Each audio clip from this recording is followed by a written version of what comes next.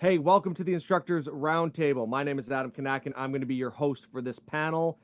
Today's topic is all about officer-involved shootings. Welcome to the Instructors Of course, we've compiled Roundtable. four My of the name top is Adam subject Kanak, matter and I'm gonna experts be in the your world. host But for this before we get panel. into introducing those guys, I just want to give a quick shout out to our partners, Tactical Breakdown Podcast and Caliber Pro.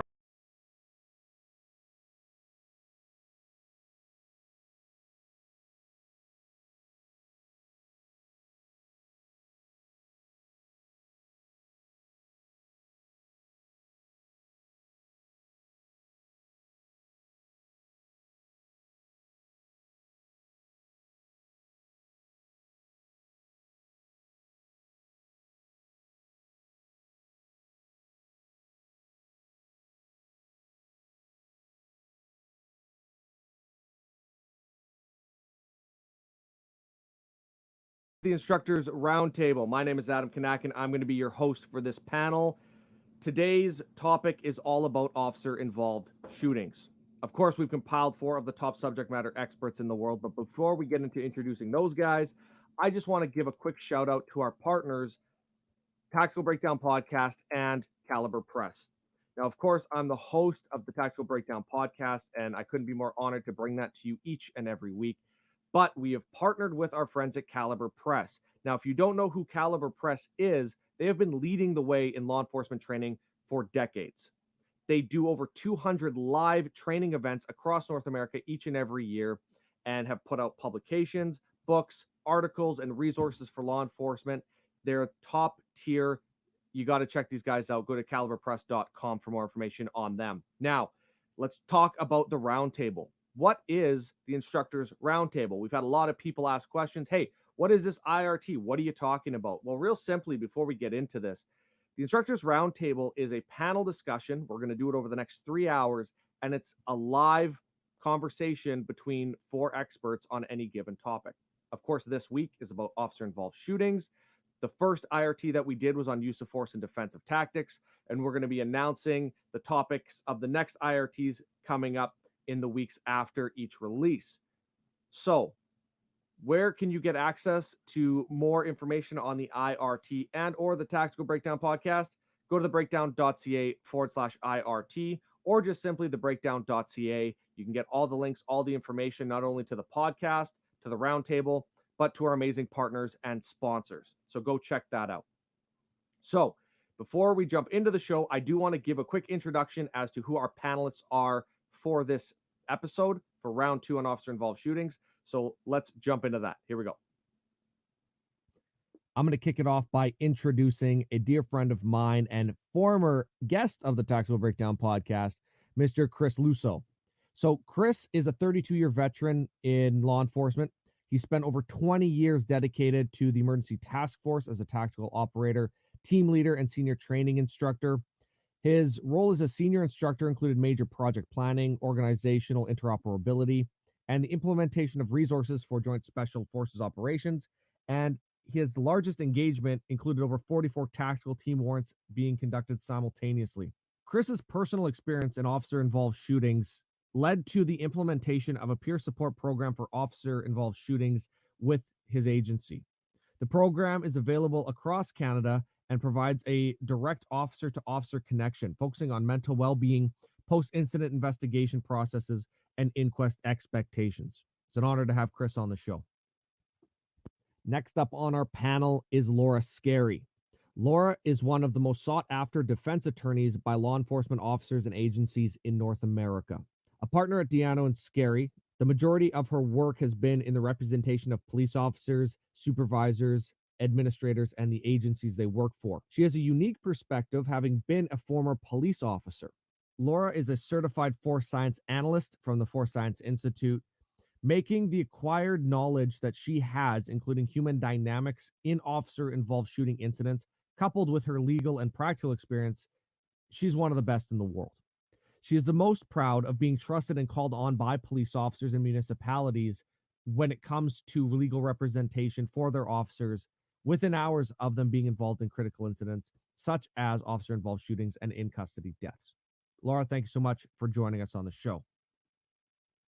Stepping in to fill the next spot on the panel is Steve Nolan. Steve spent 37 years with the Philadelphia Police Department, the majority of that being spent investigating officer-involved shootings. In fact, Steve has been involved in over 800 OIS incidents as a lieutenant assigned to the Internal Affairs Division.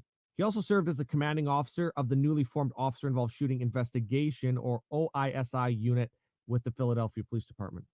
That unit was tasked with conducting the criminal investigations of all OIS incidents occurring in the city and county of Philadelphia.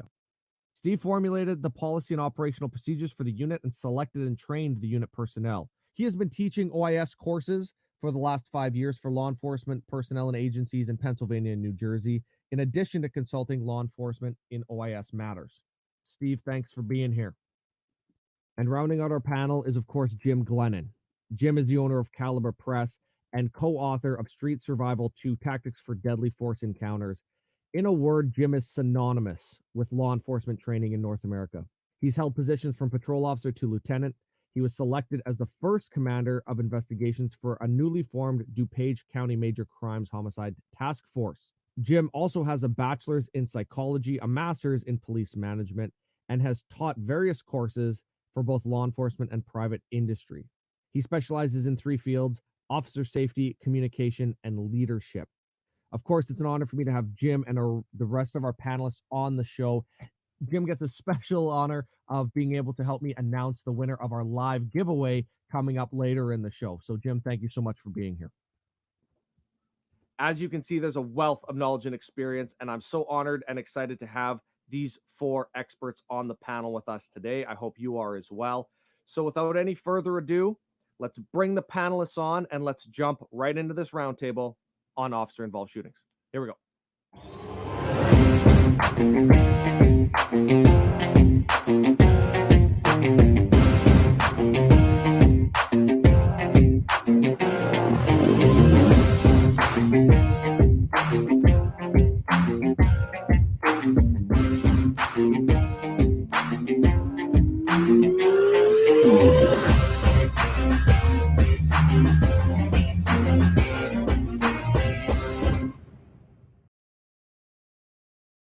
All right, and we're on. A little technical hiccup at the beginning. That's awesome. Figured, we told you it was going to happen. So thank you all for being here. Pleasure to be here. Very glad to be here, Adam. Thank you. Glad to be here. Thank you for having me, Adam. Right on. Okay, guys. Well, so here's the thing. We have 29 people live on the show right now. There's a few. I think there was about a dozen when we first started there. So half of them didn't see what happened in the beginning. So that's a win. It is what it is. I called it. I knew something was going to happen. So obviously today's discussion is going to be on officer-involved shootings. And I think, Laura, you were going to kick it off and kind of just give us a quick overview of officer-involved shooting incident and what we're going to be talking a bit about today. So I'll leave it up to, so you can go ahead. Okay. All right. Thanks. It sincerely is it's a great pleasure to be here with all of my colleagues. But what I wanted to do was to start off by saying that whatever happens within the first 24, 48 hours following an officer-involved shooting, that really is going to be the foundation for everything that follows afterwards. So whether an officer gives a statement right away, the video footage, everything that goes on within the 24 to 48 hours is going to basically be the foundation for the unbiased investigation that follows, the criminal investigation, if there is any, of the officer, possibly the administrative or internal affairs investigation that follows as well. So, if we're all looking at searching for the truth, then there are certain protocols that need to be taken, within those first 24 to 48 hours. So that way we can accurately document and determine and search for that truth, whatever that truth is. But it's imperative for all of us to follow certain protocols in order to ensure that the truth rises to the surface. Awesome. Well said. Thank you very much. There's a lot to unpack when we talk officer-involved shootings. There's, and I was really excited, and I know when I put all this stuff out to everyone on social media, and when I spoke with all four of you individually, we talked. It's really interesting how each one of you kind of represents a different aspect of an OIS incident. So obviously we have Jim on the more training side of things. Not that he doesn't have a vast amount of experience as an officer and leader in his department, but Steve, you spent a lot of your time as an investigator and internal affairs, over 800 incidents. Chris, you were involved in an OIS incident yourself, and you're also representing Canada, so no pressure. And then Laura, obviously representing the legal aspect side of things. So really excited that we can talk about all aspects of it. Let's maybe start off by talking. Let's go from when an incident happens, right? The first thing when, somebody gets called out, we're at a call and things happen, officer discharges his weapon, uses his weapon in officer-involved shooting. What is the very first thing that they need to be doing or thinking about? So who wants to take that? All right, like for the officer themselves, I mean, First thing obviously is, self-care, buddy care if you're with a partner. In the physical aspect of it, right? Make sure our equipment is packed in order. Check your make sure it's not out of battery, etc. Right? Come up with a plan to deal with your suspect. These are things that have to flow naturally, right? It has to be very ingrained in a manner that you're just on autopilot. You get these things done, but it has to be done safely. Once those rounds are fired, it's slow down time. Right? People just want to get ramped up and get in and finish doing it. It's time to slow down, take stock of everything that's going on, and then make some sound decisions, because what you do next is going to be critical going forward in everything in your career, etc. Right? So slow it down, take stock of what has just occurred and what the surrounding issues may be at this point, like witnesses there, potentially other victims, your safety and well-being, your partner's safety and well-being, right? So before you move off, have a plan. Makes sense. Steve, what do you think? Kind of what Chris said, and it's a good thing you started with him having been involved in a shooting himself. So by the time I get there, I'm normally notified. I respond to the shooting location. So now I'm going to have contact with that officer, just like Chris said.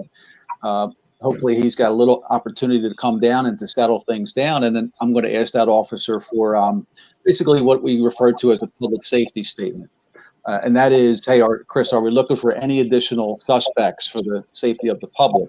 What are the parameters of the scene? Where do we need to block off so we can look for evidence?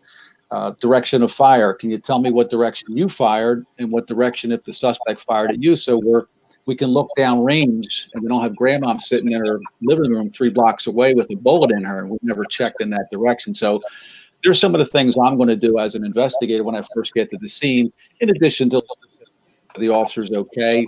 Does he or she need any attention medically? But once that takes place, as kind of Chris alluded to, we want to slow things down, and now we're going to take our time and process the scene properly. All right.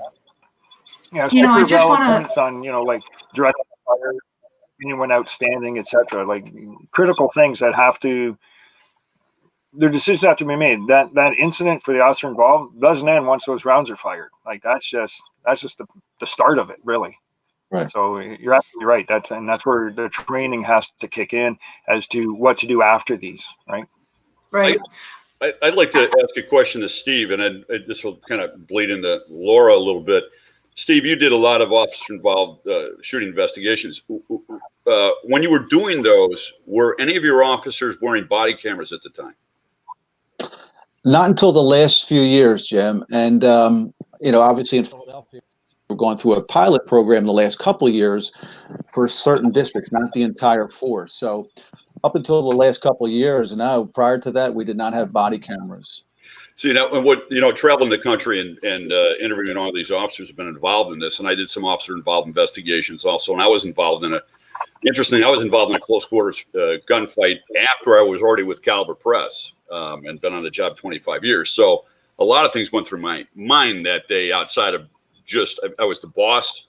I was still running the homicide task force. A lot of things were going on in my head.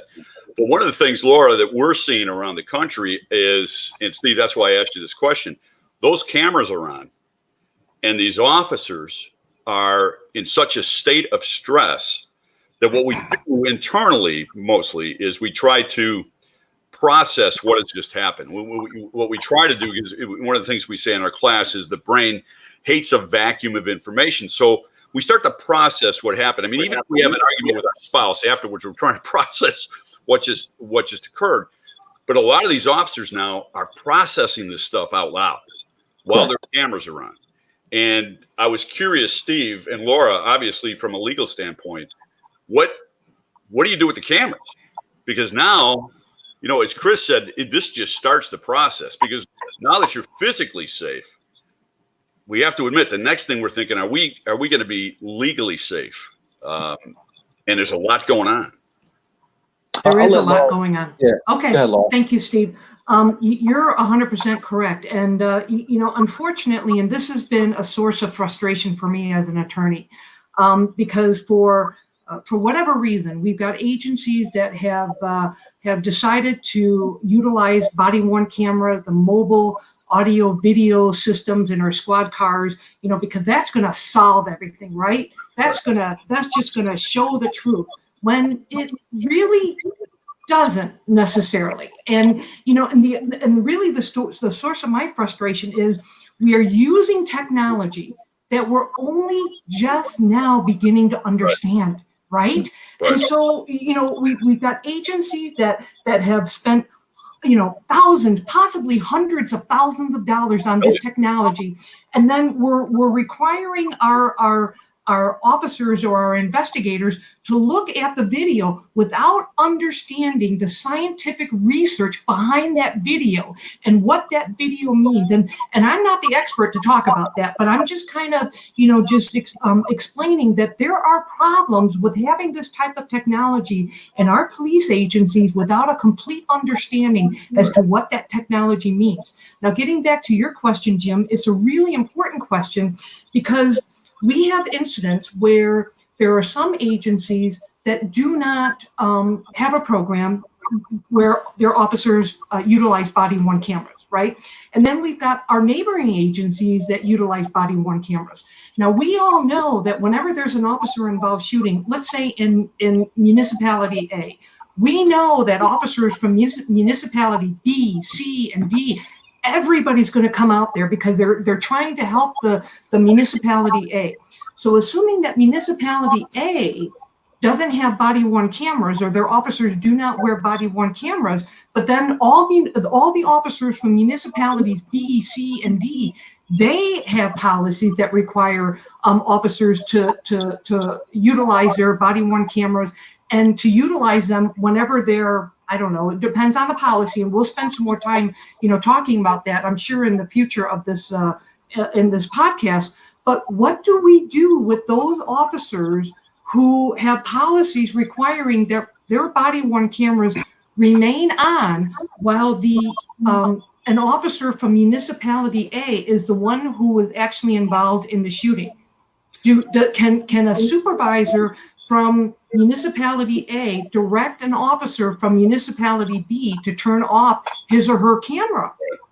You know, because, and so now I would imagine that the question people may be asking is, well, what is there to hide? Well, we're not trying to hide anything. We're not, okay? But we all know that an officer is a human being first before they are a police officer. And unfortunately for officers, when they're involved in a traumatic incident, and let's be real, and Chris, you can add on to this, but sometimes our training, you know, reverts back to just human instinct. And we may have reactions as a human being that, you know, are not consistent with our so-called training as a police officer. So I guess what I'm trying to say is, you know, in answering the question of whether or not an officer, you know, if he's involved in an officer-involved shooting, whether or not the body-worn camera should be turned off or continue to roll, That is something that needs to be explored by every single agency that has a body-worn camera policy. And then, and really, the verdict or the jury is still out in determining whether or what's the proper course of action. Do we keep the camera rolling while the officer is going through shock or some other, reaction to what he's just been involved in? And for me, I don't personally know that. I just know as an attorney, once I get a file, if it's a civil rights lawsuit, or if it's an internal investigation, I have to work with what I'm given. But if I'm the officer or if I'm the attorney that happens to be on the scene right away, which never is the case, because I always get a call, minutes or possibly an hour or so after the case, my first question is, okay, I don't want my client to be talking to anybody because he or she may not fully comprehend what they've been involved in.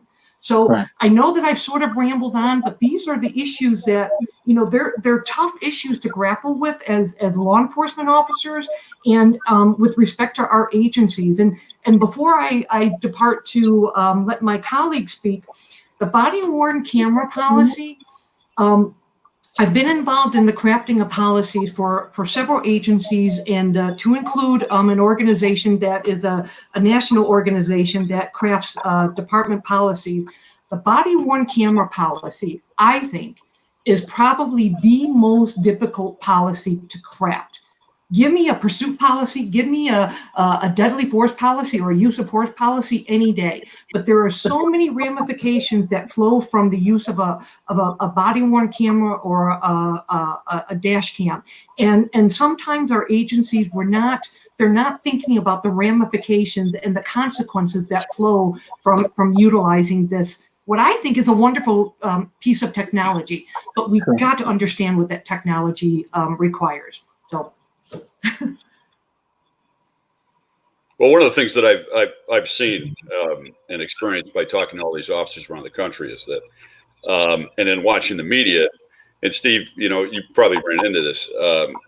Now things get out into the public so quickly, and the public has no idea what. And Laura, you and I talked about this on the phone yesterday, but the whole concept of reasonableness as a police officer is different than reasonableness as a person.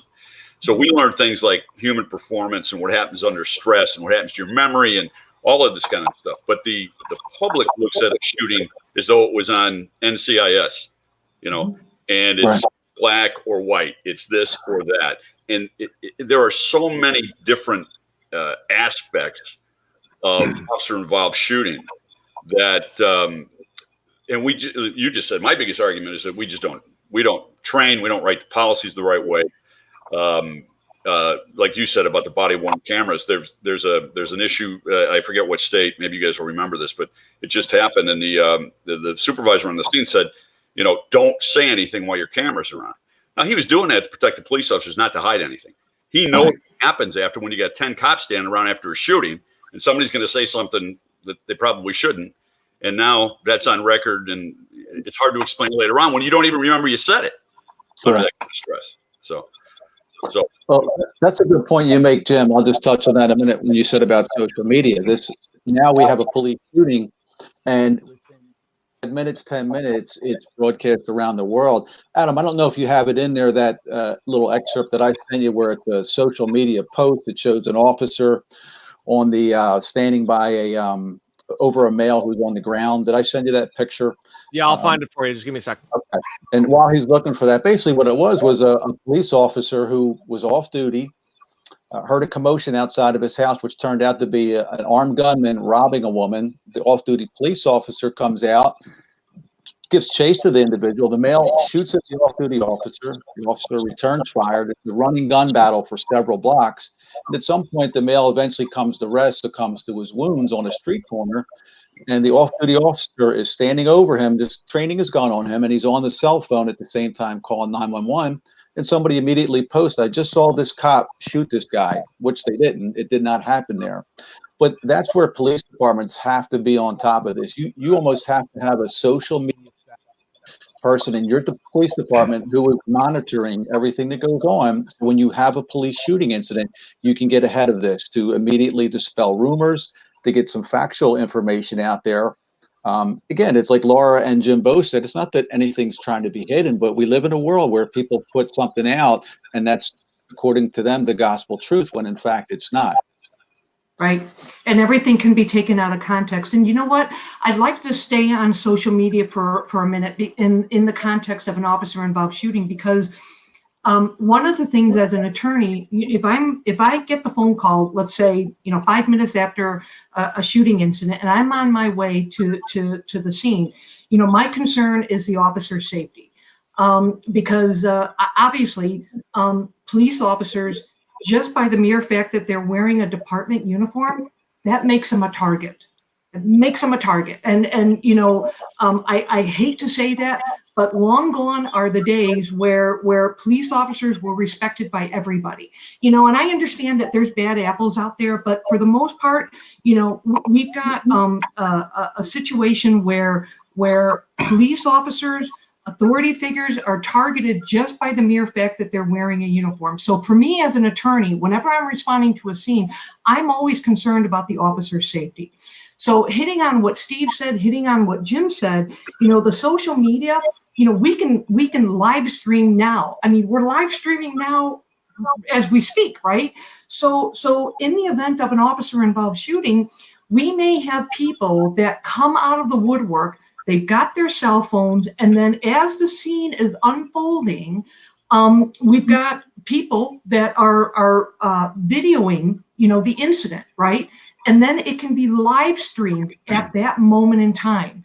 So the concern that I have following an officer-involved shooting is, there are certain protocols, if we've got agencies that are really, that have a policy regarding officer-involved shootings and what follows after an officer-involved shooting or other critical incident, there are things that have to take place. And so one of the things that I want to talk about is, the fact that while the scene is unfolding, while it's live streaming, we may have a supervisor that comes up to the officer in the immediate aftermath of an officer-involved shooting and says, hey, your firearm is evidence.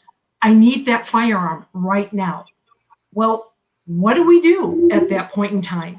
And unfortunately, I've been in a situation where I've represented police officers where a department had no department policy regarding what to do with the firearm following an officer-involved shooting. The concern that I have is obviously in this time of social media where everything is being live streamed, if an officer is now unarmed at that moment in time, he's just a target. And I'm concerned about that officer's safety. So I'll give you a good example of this, and I can go on a rant here. I've been traveling the country since in Canada since 1997 now. So you run into, a lot of officers have been involved in things. And I've heard this, I don't know, maybe 10 times over the last 20 years that officers telling me something to this effect, that the very first officer supervisor showed up on the scene said something to this effect. You better not have fucked this up or you're going to jail. First words out of their mouth. And I'll tell you, with the social media, like Steve brought up, the perfect example is the Philando Castile case up in Minnesota. The woman, Diamond Reynolds, sitting next to Philando Castile right after he gets shot, immediately pulls up her phone and is live streaming. I didn't even know there was any such thing as live streaming. He's live streaming this, which means the whole world's seeing it now from her perspective. And within hours, with no information, the governor of that state is on international television and says, without being asked, if this happened to, would this have happened if the passenger driver were white? I don't think it would have. So we have to accept this kind of racism exists. So he, right now, with no information, the governor of that state calls Geronimo Yanez, a 100% Hispanic officer, a racist on international television with no information. Tell me that doesn't impact. Yanez is charged with second-degree manslaughter, and you knew that wasn't going to go anywhere. It didn't even make any sense. That charge didn't make any sense. He purposely fired into this guy. And they charge him with second-degree manslaughter. So he's found not guilty. And so he's free, but his life is over. because of that. And so what we have, and Steve, it's always interesting to me, and I keep looking at Steve because Steve and I did these investigations, so you did many more than I did, that you start getting some political pressure. You have people within law enforcement who don't understand the dynamics of a gunfight, don't understand what's going on in the human performance science. They don't understand the acute stress. They don't understand what happens right afterwards in terms of officers trying to process out loud. And then Steve gets stuck with this, trying to explain it to 4 different, levels of human beings that, no, I know it doesn't look good, but it's a good shoot.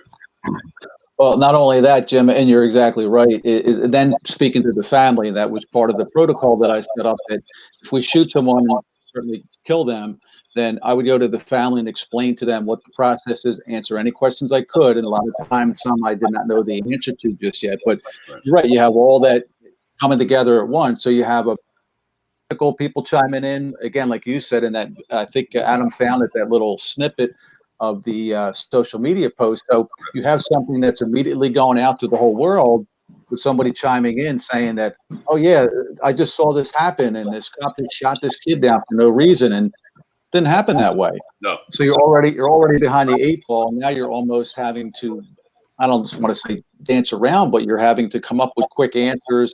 And I understand, administrators, the mayor, and those folks who are getting some heat from their constituents. But at the same time, it's like you say, and it kind of goes to what Chris said earlier for the officer involved in the shooting. Let's slow everything down. We're going to get all the answers. We're going to find out what happened. It's going to take some time. We're not going to solve this overnight. As Laura said, it's the first 24 to 48 hours is critical.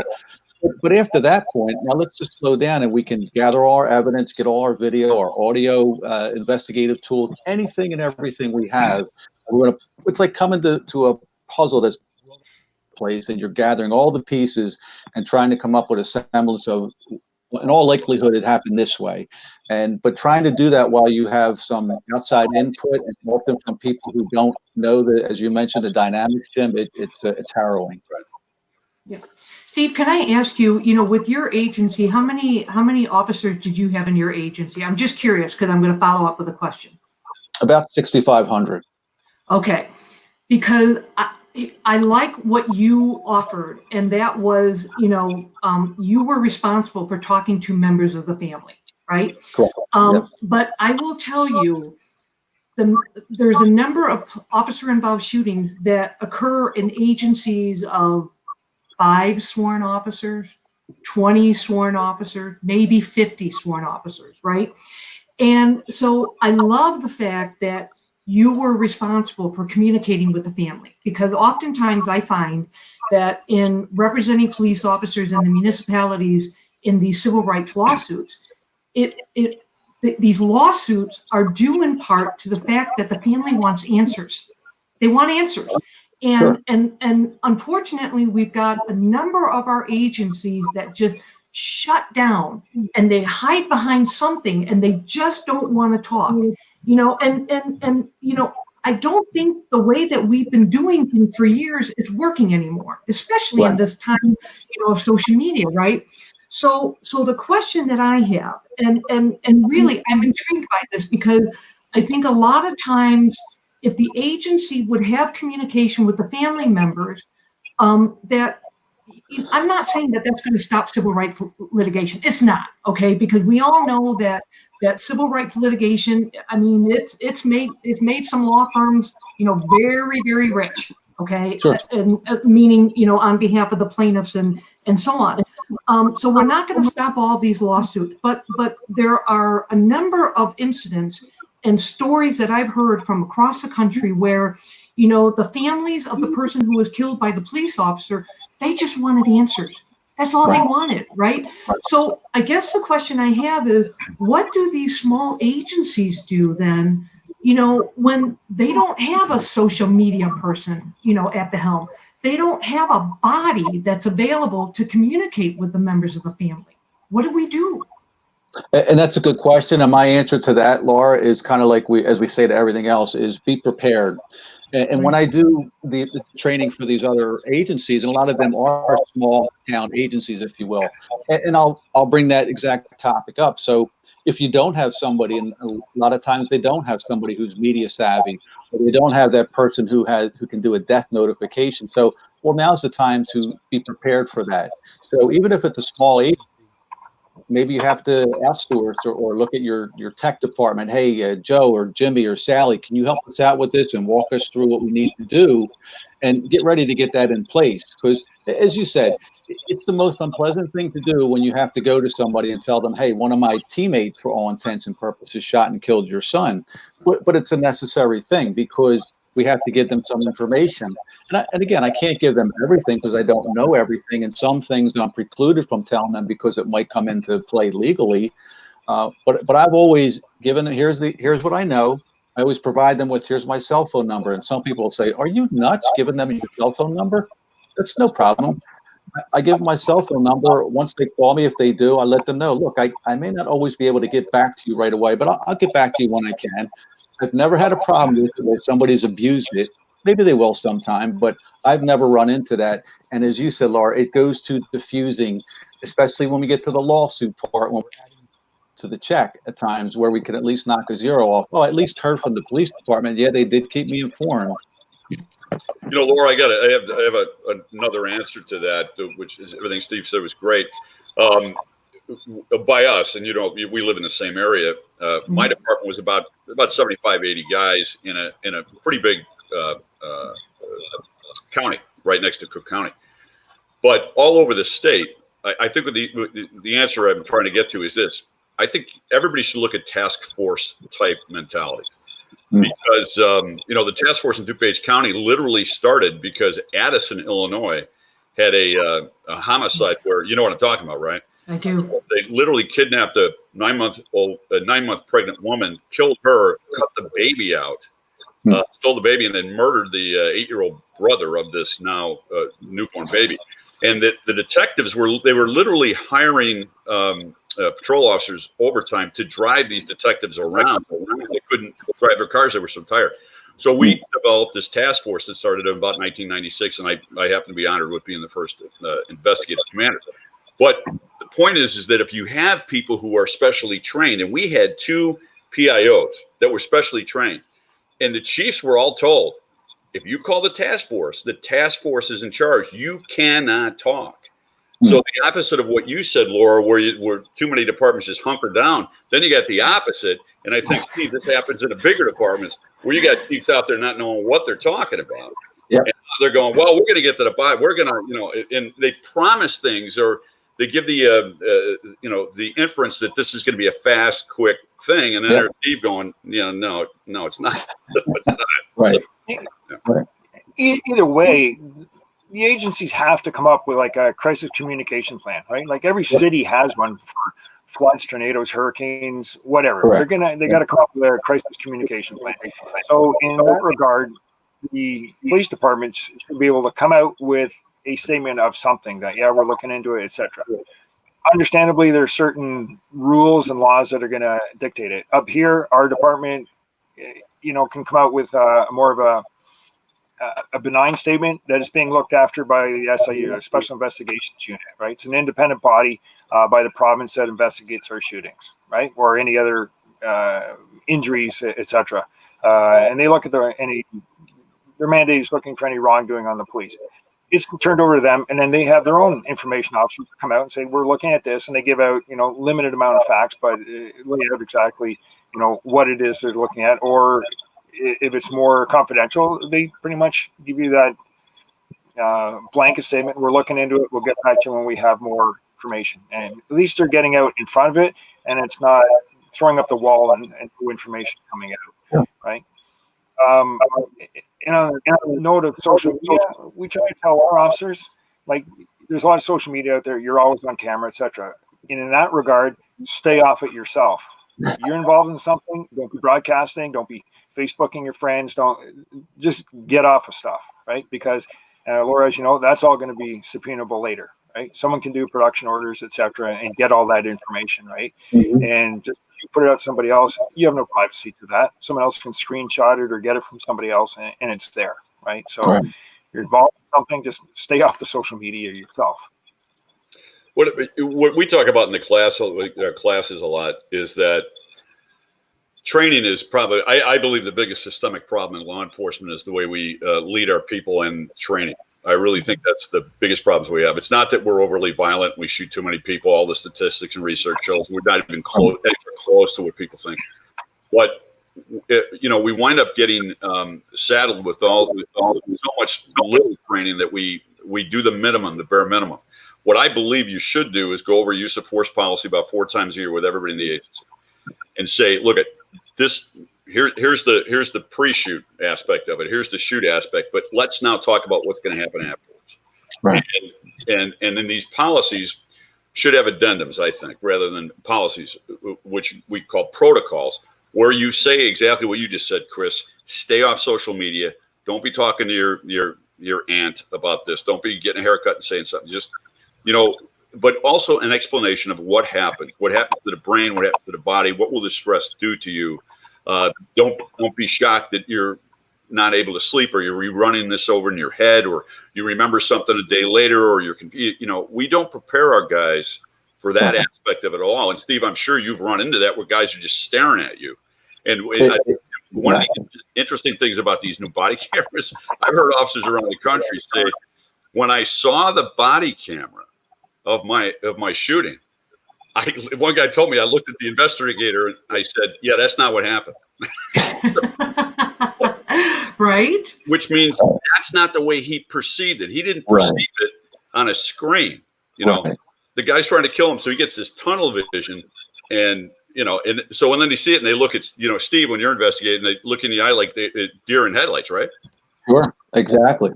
Yeah. So we need to prep them for that. But more importantly, just as importantly, we need to prep the bosses about this, because, I always say the same joke that, almost everybody has a use of force policy, right?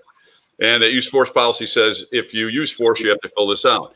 And then the policy says a supervisor has to review this and approve it, right? So, but my thing is, what special training do these supervisors have in reviewing use of force reports? Yesterday you weren't a sergeant. Last night you put these stripes on your sleeves and suddenly you became brilliant. So today we want you to give us your expert opinion on whether this force is good or not. And yesterday you couldn't have done it.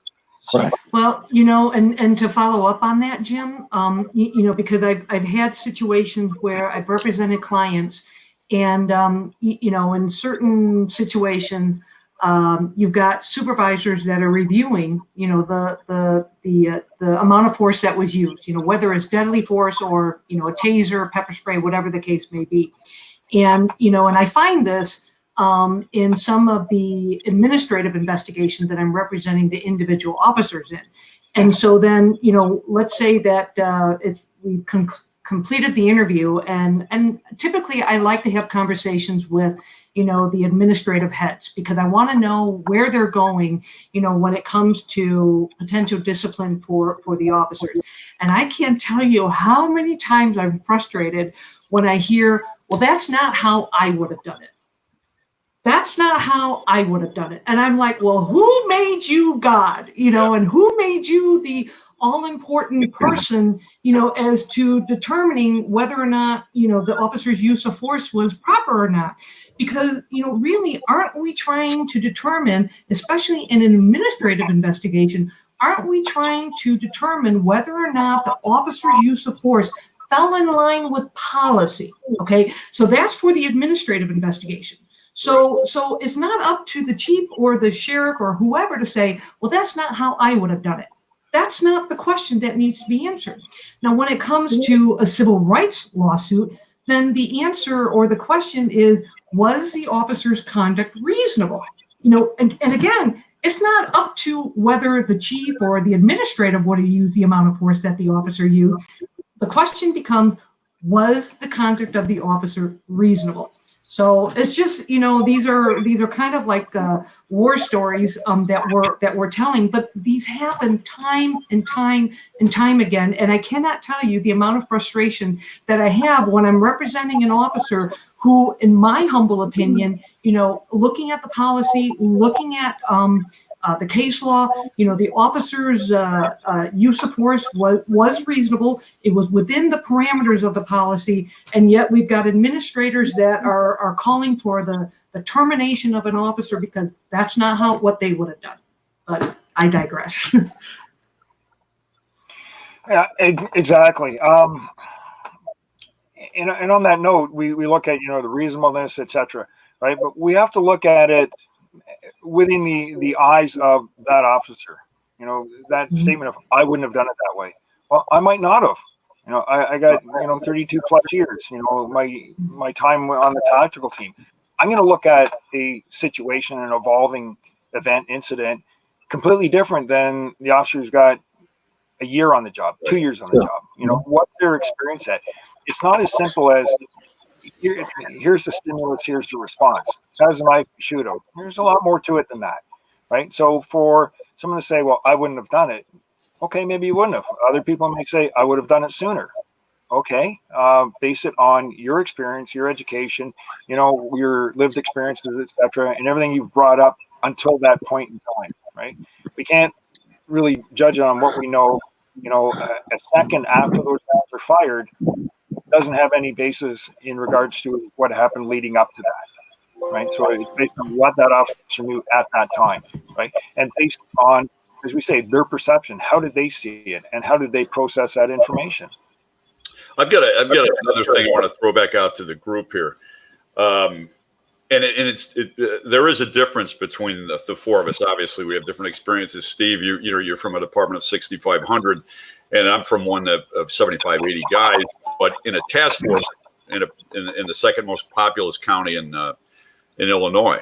But I showed up at an officer-involved shooting one night, and when I walked in, there's a couple of questions coming out of this. When I walked in, everybody knew who I was, and I knew the chief and the deputy chiefs. And the first thing I noticed is that they were going through the policy manual because they hadn't had a shooting in a while, so they're trying to figure out what to do.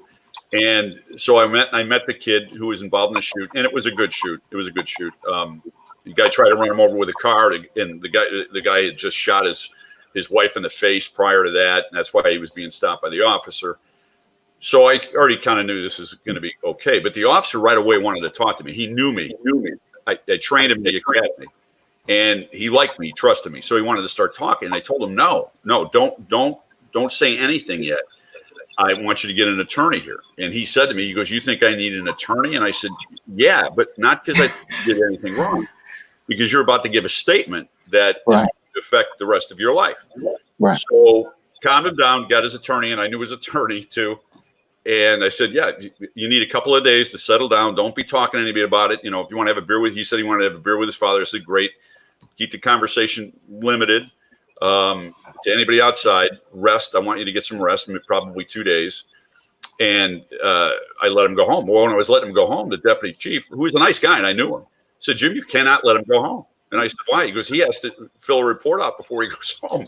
I said, well, he's never going to fill a report out. I'm going to do the report after I interview him. And he said, no. And he showed me his policy. And he goes, look, it says right here, you can't go home. You can't leave your shift till you finish your reports. And I go, yeah, that's a stupid policy. Get rid of it. I mean, you know, if a bike gets stolen, yeah, write the bike report, you know, before you go home. But if you're going to have a complicated felony arrest, if you're going to have a use of force, certainly a shooting, why would you, this kid under that kind of stress, force him to give a statement, right? So then that brings up the other issue is, you know, now a big department like Steve's got, did you guys do regular training? Did the guys know exactly what was going to happen if they were going to shoot? And then what was your policy on waiting to interview them? So what we would do, Jim, is that we would at some point get the word out to the officers, either through recruit training, or I would do training at roll calls in terms of this is what will happen if you're involved in a shooting. And everything you just touched on it is exactly spot on. And I run into the same thing. To the scene, and I get that public safety statement from the officer. I'd say the same thing to them if they're very talkative.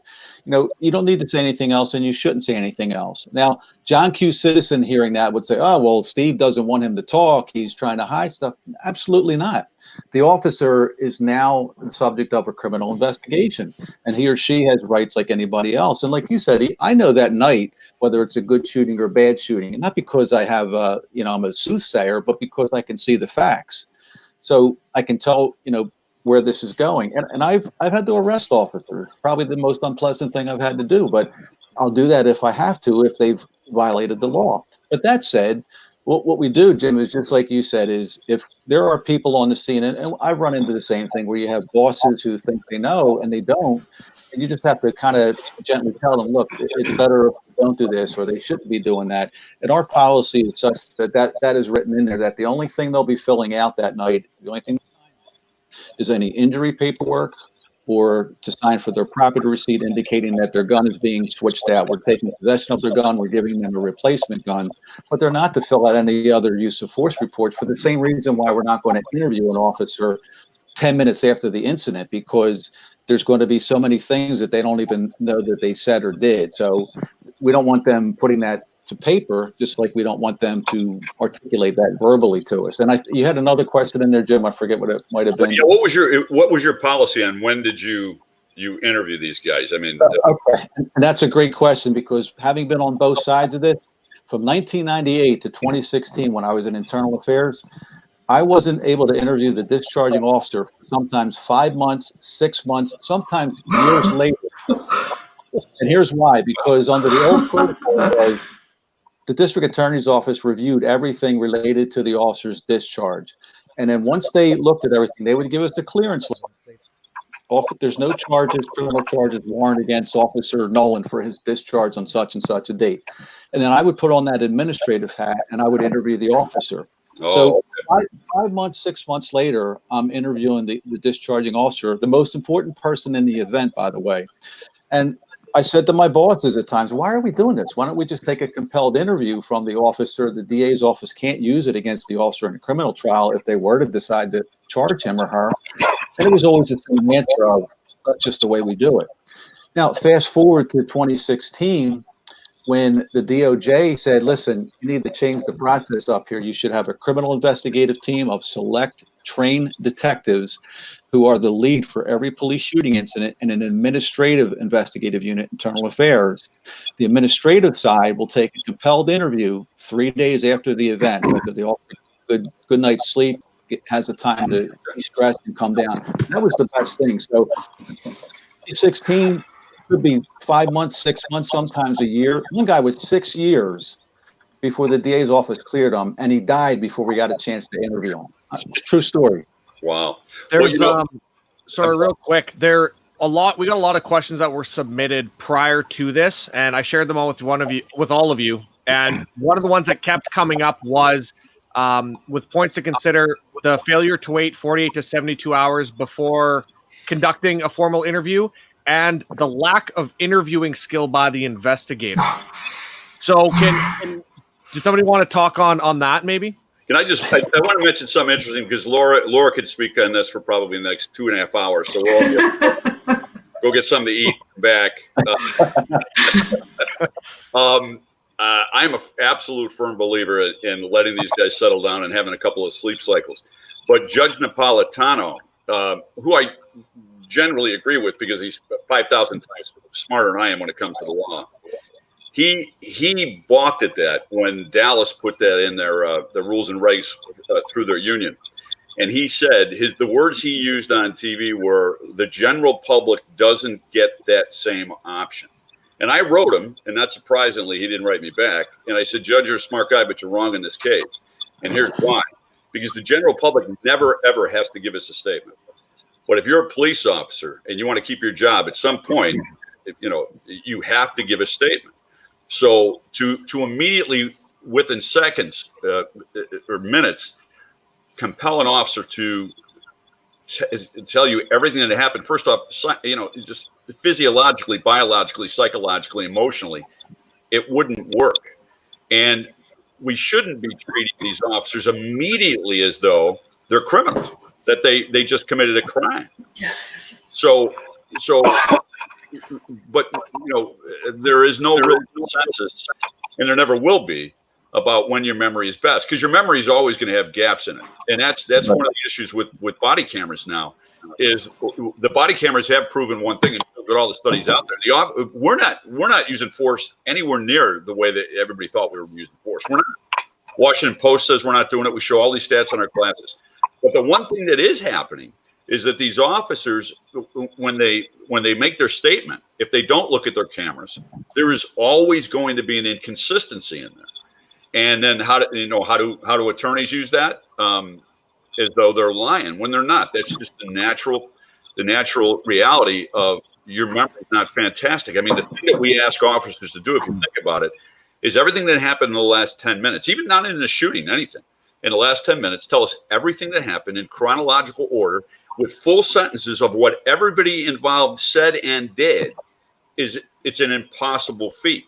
So now, under a shooting, under this type of stress, I was in a close quarters gunfight in a hallway with 3 officers. One of the officers got shot. He survived. Jerry survived. But the 3 of us had very different perspectives of what happened and what was said in that hallway. Can I follow up on that, Adam? Yeah. Because I think this is really, really important, because police officers are treated differently from, I think, people in other professions, and I think unfairly so. We give police officers, now I just have my citizen's hat on, we give police officers tools to help protect the citizenry. Part of those tools is a firearm, tasers, pepper spray, okay? We have in our transportation system, and you're gonna have to bear with me because I am gonna tie this up.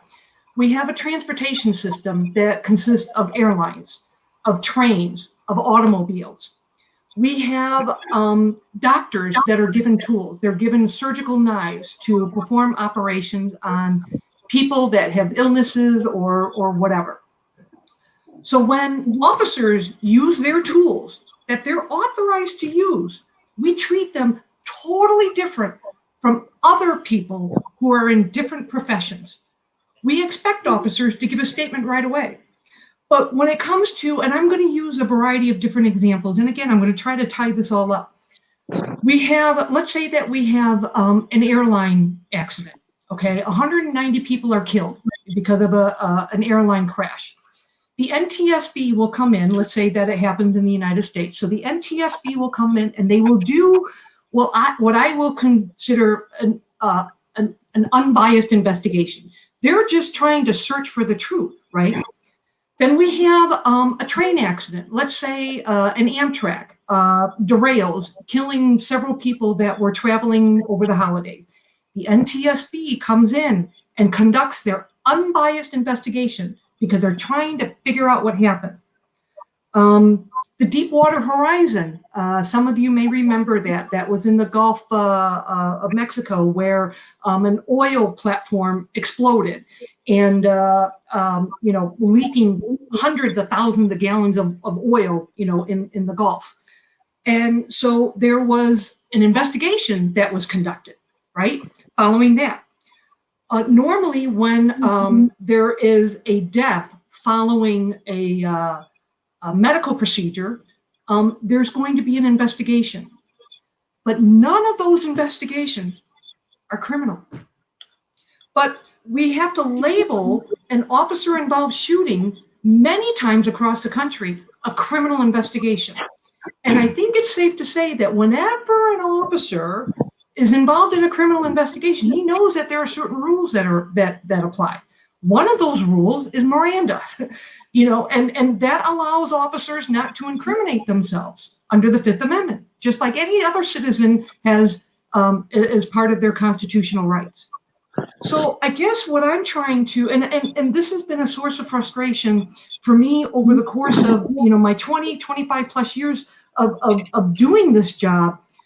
why is it that we have a different set of rules for police officers than we do when we're trying to investigate the death of other people in other professions, but we don't do that for law enforcement?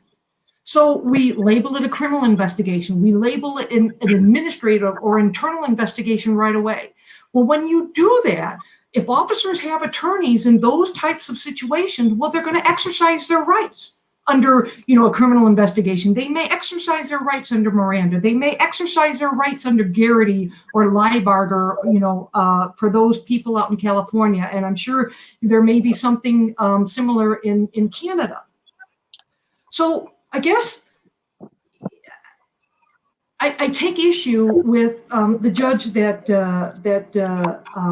Jim was referring to, and I'm familiar with him being, I know he talks on television and he's been a guest speaker, and I do respect him, but I too disagree with his position, that officers, should be required to give a statement within 24 or 48 hours. I just disagree with that, because we don't require it for individuals in other professions when people have died. But we do it for law enforcement, or we want it done for law enforcement, or we're mandating that it be done for law enforcement. And it's just not fair, because if we're really trying to search for the truth, and by the way, I'm a huge fan of searching for the truth, but if we're trying to search for the truth, then we should know that there are certain things that happen, following a traumatic event. And these officers, when they're involved in these types of situations, they're victims to a crime. And we don't expect our witnesses or victims to criminal activity to give statements within 24 to 48 hours. Yet we expect our police officers to do that. And I take issue with that. Yeah, it's good. Especially when you start putting specific timeframes on it, 24 to 48 hours. So at 49 hours, it's an irrelevant statement or not admissible. What if the officer's injured and can't, right? The officer got shot as well. Okay, so he's non-complying with a policy now? Well, I can't. I've been shot, right? Or so he may when we start under heavy narcotics, because he suffered the great injuries. And if he's under the influence of narcotics, how in the world can you expect him to give a statement, right, Chris? Right. And like our involved officers go to a hospital, right? You get checked out by a doctor, physically, mentally as well. You go see the trauma doctor at the hospital, right? And he can prescribe any meds to, help calm you, etc. Right. And sometimes we get a little pushback as to why you go and see a doctor. Why is this happening? I says, well, because we should. And the officers would say, no, I don't want to right now. Well, don't just think of yourself. Think of the others that they may have to go, right? Yeah. And it seems like you bring a prisoner into the booking hall. He's got a hangnail. Take him to see medical advice, right? For us, you sit around 12, 14, 18 hours waiting because you're a witness officer. You have to give a statement. Have to. And you're not leaving until you do. Now, I've been here at work 20 hours, 21 hours. At what point in time is, my statement going to be contaminated because I've got a screaming headache? I don't know whether, am I having an aneurysm? Is it hypoglycemia? Am I have a migraine? What is it? Right. So, in that aspect, exercise your rights. I have to see medical attention. Subject officers, especially, and to limit it on a time frame, it has to be between 24 and 48. So at 23, I can't give it. And at 49, it's no good. Right. So, whenever it's possible. We don't have to give one in our province to the SIU as a subject officer, but our internal affairs or professional standards, we do have to do our compelled to do a statement as well. Right. But again, it's non-disclosable, non-binding in the it's not given out to the SIU. Right. So do they have a time frame to give that compelled statement, Chris? No, we don't have it actually written down into the hours. It's, as soon as practical, taking into account officers could be injured, officers could be under stress, etc. Right. So it's going to be soon. It won't be 6 years, 8 years or something like that. It's got to be, right. Reasonable. Before they die, right? So two other questions that were raised on this specific topic. We're talking rights and we're talking interviews. One being that, should we be interviewing or should we be reading officers' rights? So, whether it's rights and cautions in Canada or Miranda rights in the US, should that still be happening? One of the people that one of the subject matter experts that wrote in says in California, they still, in a majority of the instances, they are still being read Miranda rights. And the other thing being, when we do interview officers, the point that they made was that there should be a real effort made to interview them outside of the usual interview rooms where they usually interview suspects, because it places them in a horrible mindset, obviously being put in the same room as the people that you've interviewed as suspects multiple times. So what are your thoughts on that? I'm not an attorney, but I play one on TV. We have one. Right, exactly. So before Laura gives the right answer, let me tell you this. I have, again, around the country, the greatest thing about doing what we do is we get to meet all these officers around the country. And I've been told several times on the scene, first the responding supervisor read the guy. This one guy told me, he goes, as soon as he got there, he read my Miranda rights before he did his public safety statement. He answered those questions. So, my question to Laura, anybody can answer this, but first off, a Miranda in the U.S. doesn't apply at that point. I mean, the officer's not in custody, but if you do read Miranda and he goes, okay, I'm not talking. Now what? I want an attorney. I mean, can you do Garrity at that point? I mean, plus it puts the officer immediately on the defensive. Like, yeah, I'm not saying anything. I'm not going to tell you which way I was pointing when I shot. I'm not going to tell you if I'm hit. Right. You bring up an awesome point, Jim, because I've been involved in situations where my clients have been read Miranda, and it's part of an administrative investigation. And I've called the investigator out, and I said, I asked him, and I wasn't being cute, but, I asked him, I said, is my client under arrest? Is he in custody? And the investigator says, no, he's not. And I said, well, why are you reading him Miranda? Well, just to be safe. Be safe. I said, From what? From what? And so I'm not making fun of these investigators, because oftentimes these investigators, they don't have the training, and quite honestly, what we're talking about, this subject of officer-involved shooting, and the immediate aftermath, this subject matter has only become part of the limelight, or has seen the limelight, in the last 5, 10, maybe 15 years, right? So this is something where I would say, given my experience in talking across the country and meeting police officers from across the country, just like Jim, you hear these horror stories, right? And you've got investigators that have no business being an investigator, and basically, the livelihoods of these officers are in the hands of these investigators that don't understand video, that don't understand cognitive interviewing, that don't understand memory recall, and all of the stuff that follows, in these types of officer-involved shooting incidents. And that's quite concerning. So it's a problem. It's a problem. And so I wanted to touch, just kind of expand upon what the question was that Adam brought, and what Jim had highlighted. There are multiple investigations that take place following an officer-involved shooting. We've got the criminal investigation of the suspect. We've got the criminal investigation of the officer. And we've got the administrative or internal investigation of the officer. We may have the unbiased investigation by an outside agency just to see what happened, or to find out what happened. If you're part of a large agency, and Steve, you can disagree with me on this, but there may be a risk management investigation, or a litigation, pre-litigation type of investigation that follows an officer-involved shooting. All of these investigations may have different rules that are associated with it. Okay, so it is very unusual, for example, officer to be read Miranda warnings in an internal affairs investigation or an administrative investigation. When I hear that, I immediately have concerns for my client, because that tells me that, the person who is kind of like the intermediary between, in the state of Illinois, the intermediary between the state's attorney and my client, it's like the concern that I have is that he's not familiar with rules of the game, so to speak. And what I would like to see, and I've been preaching this for years, and I don't know if it's falling on deaf ears.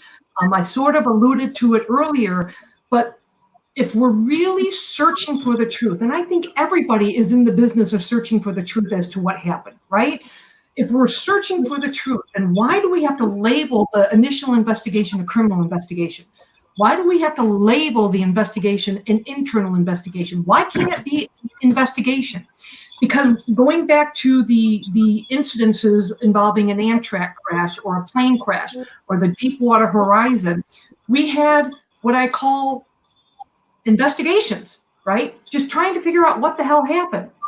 And then only afterwards, once the investigation reveals certain information, then we can start a criminal investigation or perhaps an internal investigation.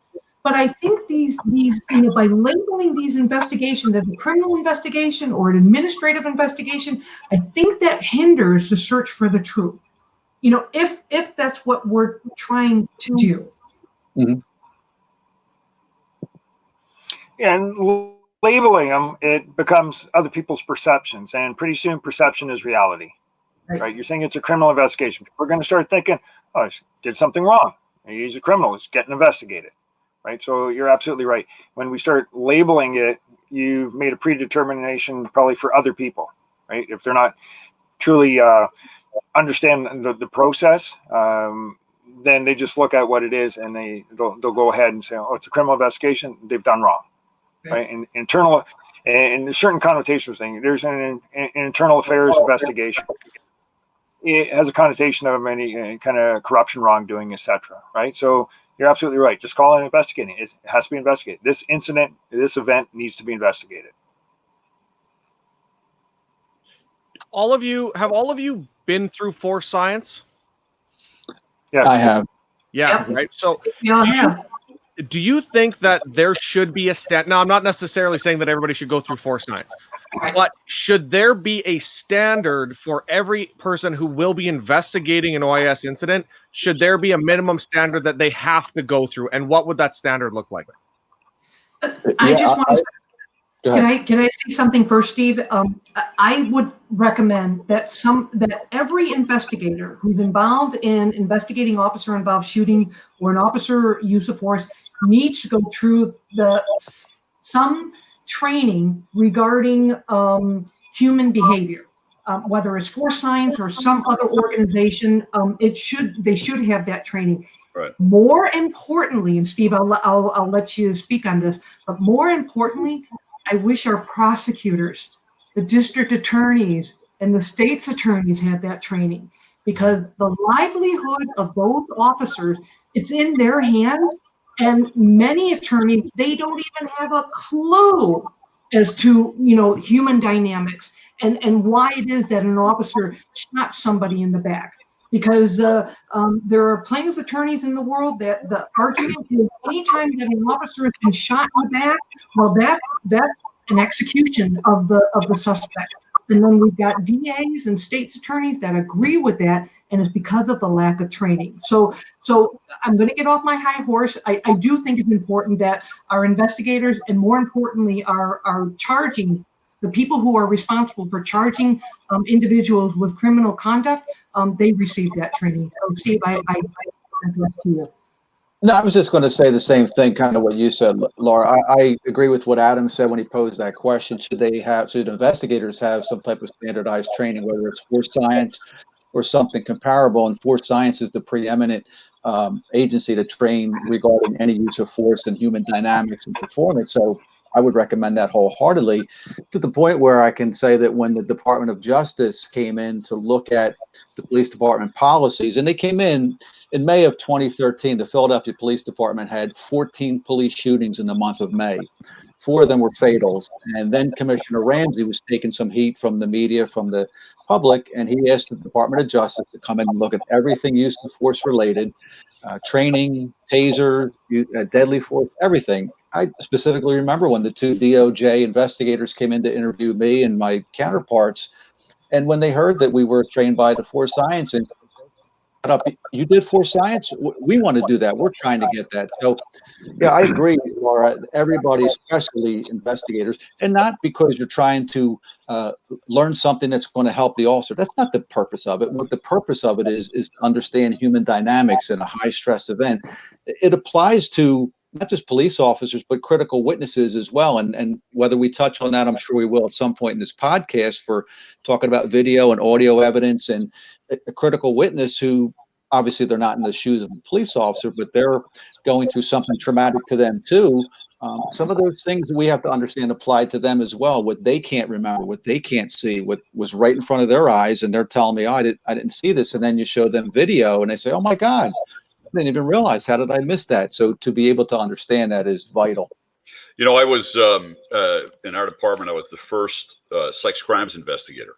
Went through a week-long course on that, and then I was one of the first 2 arson investigators. So we went to Emmitsburg, Maryland, the Chicago Fire Academy, down to FLETC. So we were specially trained to deal with sexual assault victims, and we were specially trained to read a fire and understand, the nuances of what an arson compared to a normal fire. But around the country, and Steve, you brought this up, and sort of Laura, around the country, we're giving the job of investigating an officer-involved shooting often. Maybe not the big departments like yours, Steve, but often to regular investigators, as though, well, yeah, you're a good investigator in this area, so you naturally can do this, and that's nonsense. We this isn't the push caliber, but we have a couple of classes. One that we just we partnering with Jamie Borden, and some of you guys know Jamie. For science, he's doing a 2-day course for us now, and basically how to investigate an officer use of force through the prism of human performance science and the dynamics of human performance. And it's already a popular class because like anything else, we should be specially training these people to look at it. And then one time I was teaching in Wyoming, and we have a 1-day class basically called human performance. And we show a lot of videos, and we talk, time motion studies, how fast somebody can turn, how long it takes you to decide to shoot, where you pull the trigger, how fast can somebody raise a gun and shoot. You guys know all these statistics, but there were 36 prosecutors in this course, and I did this exercise on memory, and I showed them a 20-second clip of an officer-involved shooting, a 20-second clip. There were 36 attorneys, and I told them all, write down what happened. How many different versions of that shooting did I get? 36. I had 2 of them yelling at each other, arguing about whether the officer said drop the gun or drop the knife. Yeah. So the lead attorney told me at lunch, he said, "Jim, I've never even heard of these concepts before. And I always assumed if an officer's statement didn't match the video or the officer's statement didn't match the 3 witnesses, that the officer was just lying." So, this science, somebody said to me, "Well, it's new science." And I said, I looked up the first time human performance science was mentioned. It was 1868 that I found. So yeah, we're usually about 150 years behind the rest of the world. But we need to be specially trained. And let me just segue into something else here, because I know there's a couple of questions about whether officers should be able to look at their video. But Laura talked about all the different entities that are doing these investigations. I have an article, I think it's coming out in the next couple of days. It was edited today, about a case in Oakland where these officers shot a guy who had a gun, and they were cleared by 2 different investigative bodies and the chief of police. But then the Oversight Civilian Board, they looked at it and said, no, bad shooting, and fired all 4 of them. When the chief backed them up, and she wound up losing her job. Whether that had anything to do with it or not, I'm not sure, but timing's coincidental maybe. But what these people on the board, and let me give them, look at them in the best light, that they actually are on the board because they want to be involved in improving law enforcement, behavior or whatever. They have no training, zero training, none. They probably have never heard the term human performance science. And what they said was, well, he never raised a gun, so it's a bad shoot. But we all know that you can raise a gun up and shoot it in about 21/100ths of a second. Right. And you can't pull the trigger that fast. So Right. 5 civilians who are appointed by the mayor, who are all people normally, the only thing they have in common is saying the police are always doing something wrong, are now on a board, and they do the investigation with what type of experience? Right. It's really interesting. And Well, Jim, even further to that, like all the investigative techniques and stuff, where are some of the investigators, especially from the outside bodies, when it comes to the use of force policies and the use of force training that has occurred with the officers, right? It's one thing to investigate irregular homicide. It's kind of a whodunit. Right. Different with a police shooting because, all the players are known, right? Right. And, legally we're allowed to go out. And if we have to, obviously within our parameters, we're legally justified in discharging our firearms at people. The regular street homicides, like, well, who does it? They're not allowed to. So it can, a lot of the nuances there and the performance dynamics don't come into place. But with police, obviously we have to look at the use of force policies as well, not just all the dynamics of how this occurred, but how does it fall in line with the policies and the training of the officer? it's really interesting. So, Jim, you had brought up the comments that were made here, and just to kind of go back to it so we don't forget about them, because we had already talked a little bit about the body-worn cameras. And the two questions that had come up was this one here, basically asking if should an officer be permitted to view body-worn camera footage prior to making a statement, and then the second one being, could it potentially hurt or help if they're allowed to review the footage?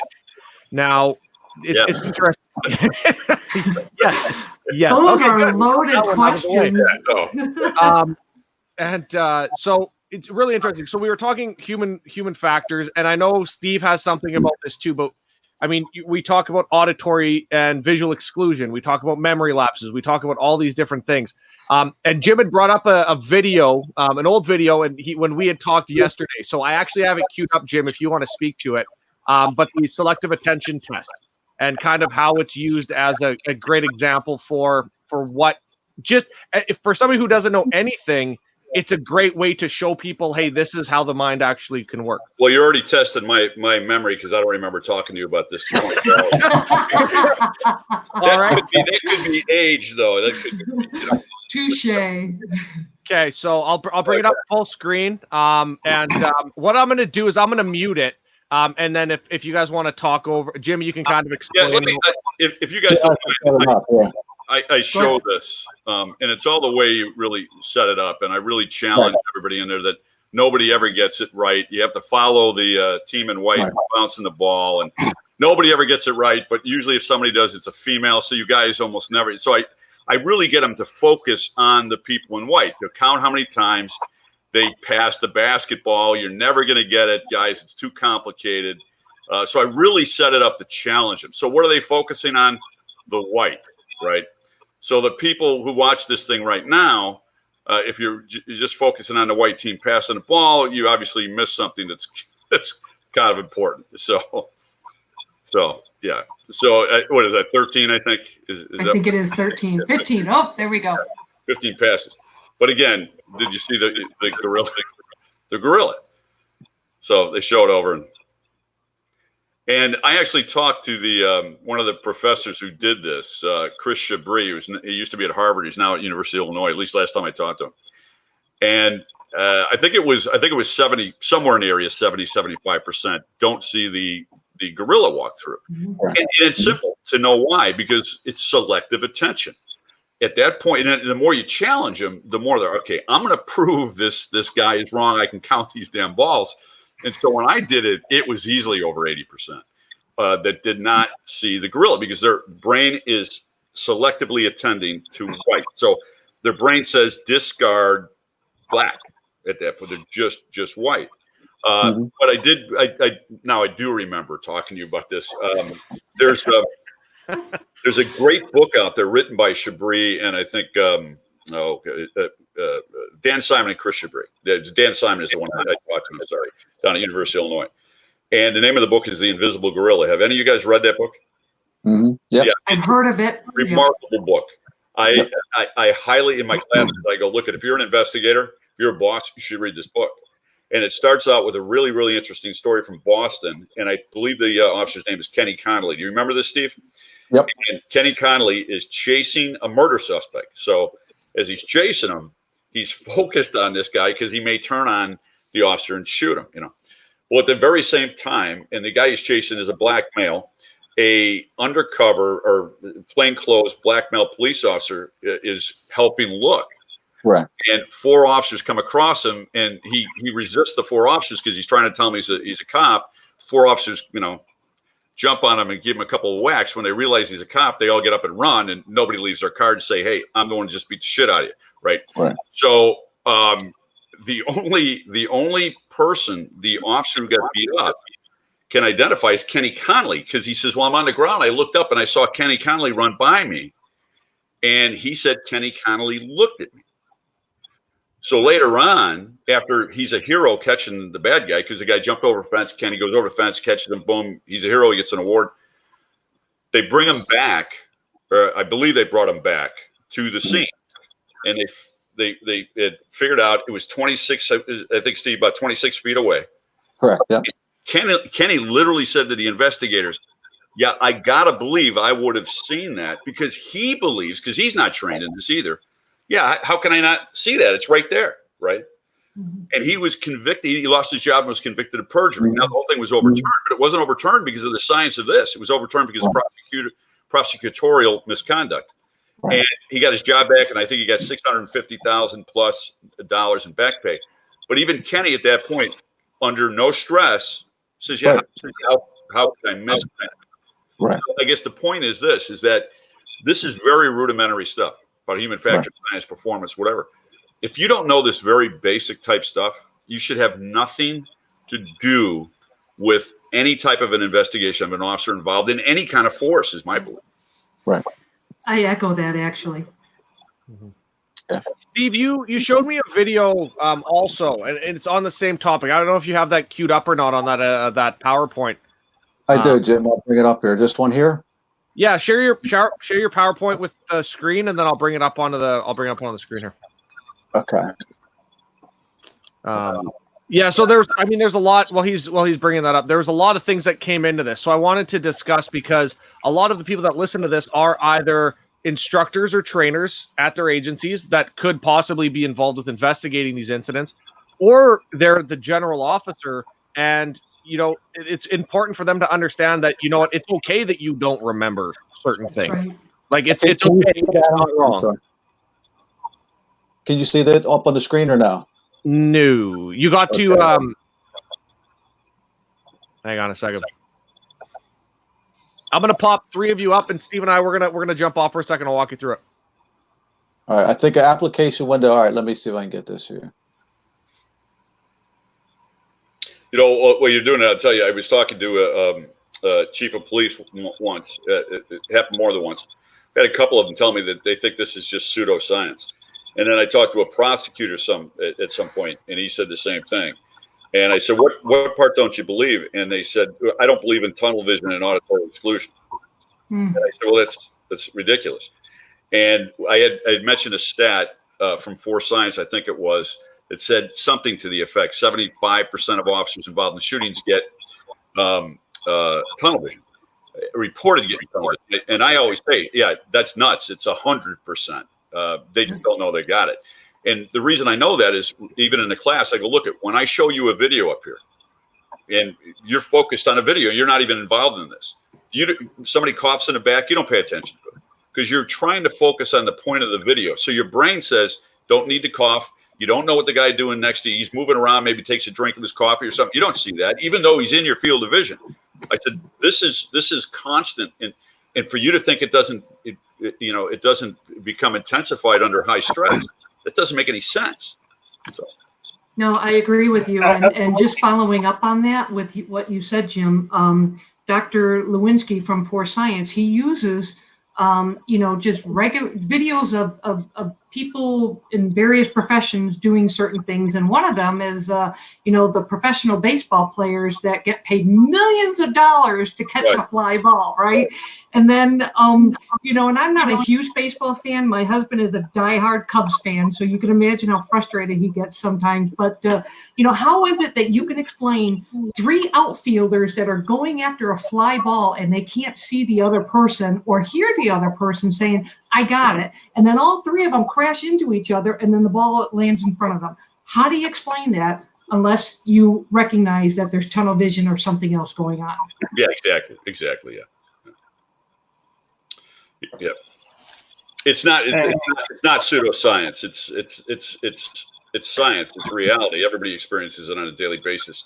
So anybody in a power position who tells me that it's pseudoscience, what they're telling me is their mind is not open to the reality of what's going on. Right. We got sorry, Chris, you had something to teach it in your vehicle operations, right? You're going to get that tunnel vision when you're in a pursuit, high speed pursuit. Right. And they buy into it on that, but they're not going to buy into it on a shooter. Yeah, right. Where there's actually a threat to you. But when it comes to driving, you're going to get tunnel vision. Right. Yeah. Look where you want to go. Look at the pole, you're going to hit the pole. Excellent point. But here they go, no. Yeah. All right, so we got Steve's PowerPoint queued up here, so I'm going to share it with everybody, and Steve can walk us through it.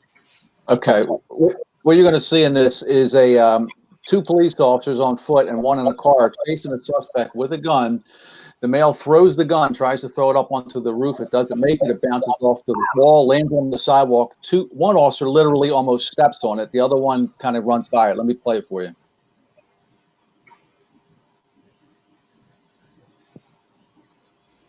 You see the suspect here with the firearm. Gun misses, lands right on the street, right on the pavement. Officer runs right by it, almost steps on it. And the second one will now come.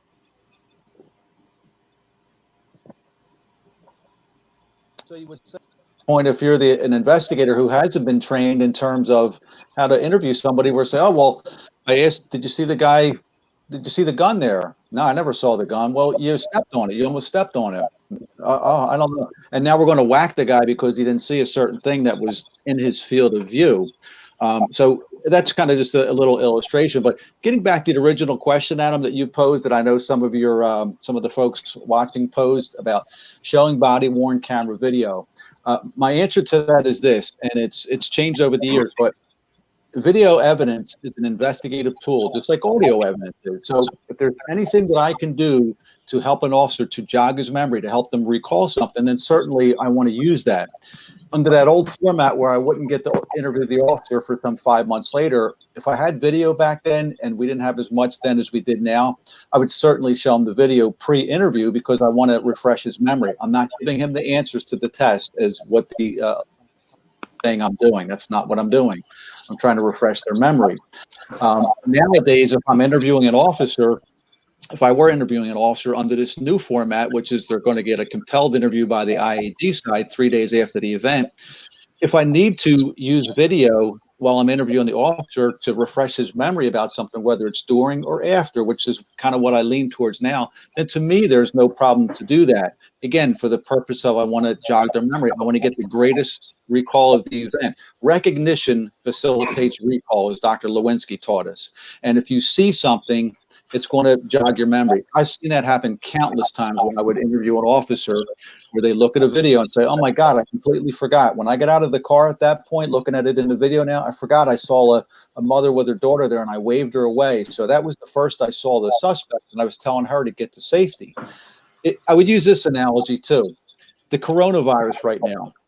Say if Bob, who works at the IBM, and there's 200 employees at the IBM plant, and Bob contracts the coronavirus, and he's in the hospital, he's going to survive. He'll be okay. But the CDC investigators are at the hospital. They're in their hazmat suits. They're talking to Bob because they want to find out over the last 2 days who the IBM employee came in contact with. So they're talking to him. They say to him, hey, Bob, how many people did you come in contact with over the last couple of days? And he says, well, there's Mary, there's Sue, and there's Jimmy, who I work in the office with, and Teresa, the stenographer or the receptionist in the outer office. So definitely those 4. But you know what? I was all through the building.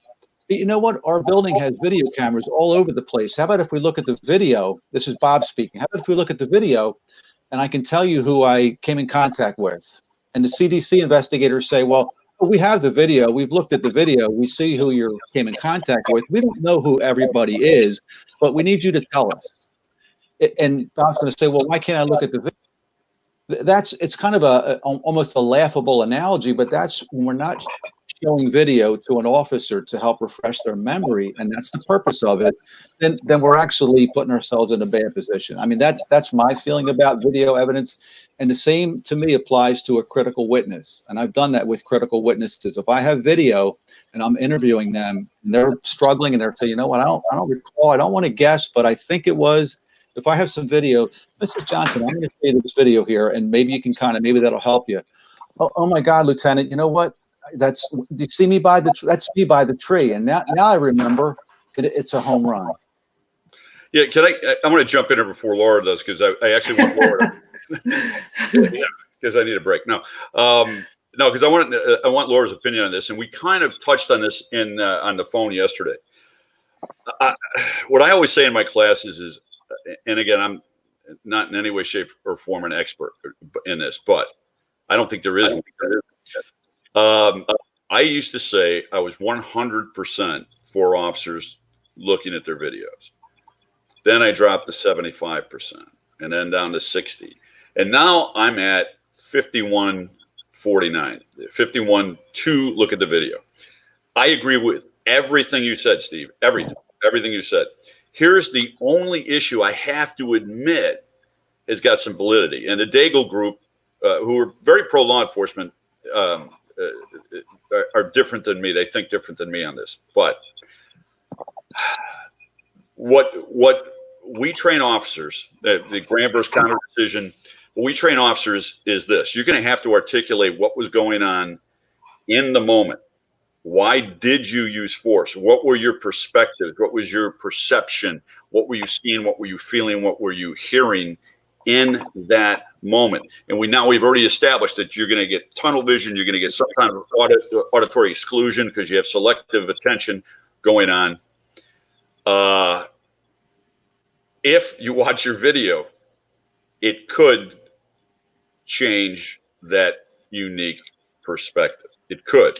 Now, the reason I'm still for it is because if you don't let the officer see it and they have some inconsistencies, attorneys, whether they're plaintiff's attorneys or if you get charged, prosecutors are going to jump all over this. The public will, the media will, the activists will, and not maybe, I know some bosses have.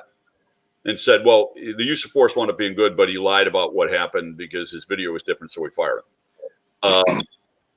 So since I don't trust the process, I think what we should still do is let them look at their video because it does everything that Steve just said. But we also have to have our officers, our investigators, and certainly our administrators trained to understand why there is going to be some inconsistency between the video and that wide field of vision that you get from a video. And I can't remember the numbers, but a camera can pick up 30 to 60 data points a second, and the human eye can pick up like 16 to 20 data points a second, whatever it is. So the video is going to see more than the officer will recall. But on a flip of that, the officers will see things that the video won't pick up at all. So, Laura? This is such a difficult question. It is so difficult. Yeah. And it's funny because when I talk about this subject, I limit it to, maybe 5 minutes because I'm not an expert by any stretch of the imagination. But what I do say, and I think is a truthful statement, is there are basically two fields of thought. To allow the officers to see the video and then to not allow the officers to see the video. And then there's been some massaging of of the two camps as to allowing the officer to see the video, but after he gives his initial statement.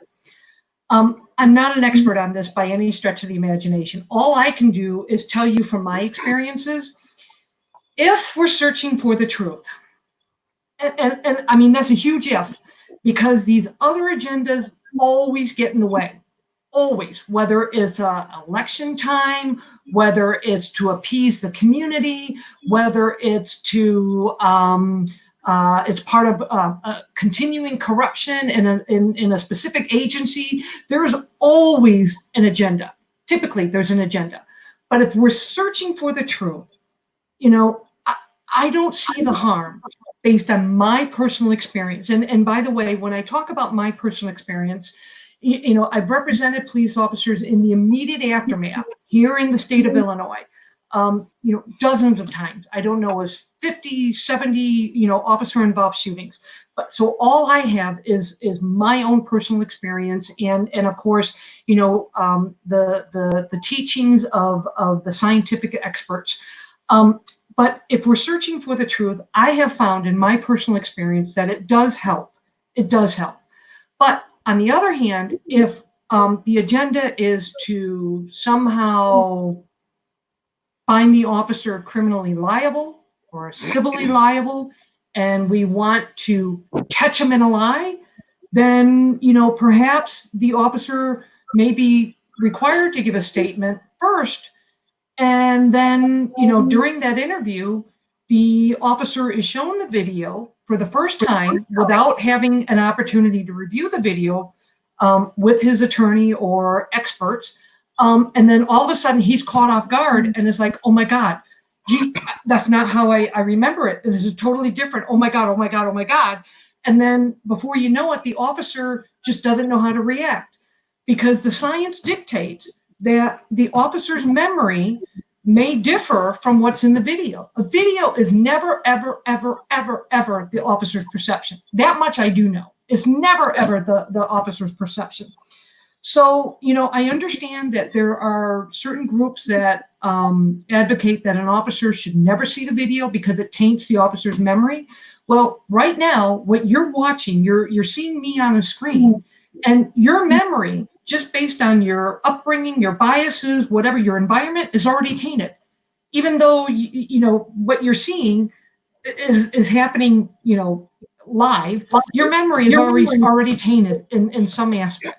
So the argument that an officer reviewing his video will taint his memory, well, yeah, it may. You know, I can't disagree with that. But everybody's memory is tainted once the activity takes place. And it's hard to articulate, you know, because I'm not a scientist. I'm just an attorney, you know, that puts the experts, you know, the police officers, the scientists, and video people together. You know, I'm like a maestro, and you know, I put the concert together. But what I'm trying to say is there really are two camps when it comes to this thinking of allowing officers to see the video or not. And I think we need to explore that more. You know, I can't say one camp is right or not, but it is out there, and we need to be aware of that. So, Jim, you do bring up a very, very valid point. Let me say this too, Laura, and exactly. And I think the SEPTA, which is our transit union police officers here in Philadelphia, I think that was one of the sticking points in their contract, is that their union or their agency wanted to basically be able to sanction them, or whack them is the term I use, if they are interviewed and then they're shown the video to clarify some things if they don't comport with what they said. And you're like you just said, Laura, you're never going to get the exact memory right. So these guys, to their credit, said, no, that's ludicrous. We're not signing the contract for the very reasons you just stated. And let me give you an example. When I was said about, now I show video if I'm interviewing an officer, and I did it pre the new format when I was at the OISI, so it would have been one of the last investigations at Internal Affairs. And the circumstances were this: it was a call comes out for a large fight on the highway, multiple 911 calls.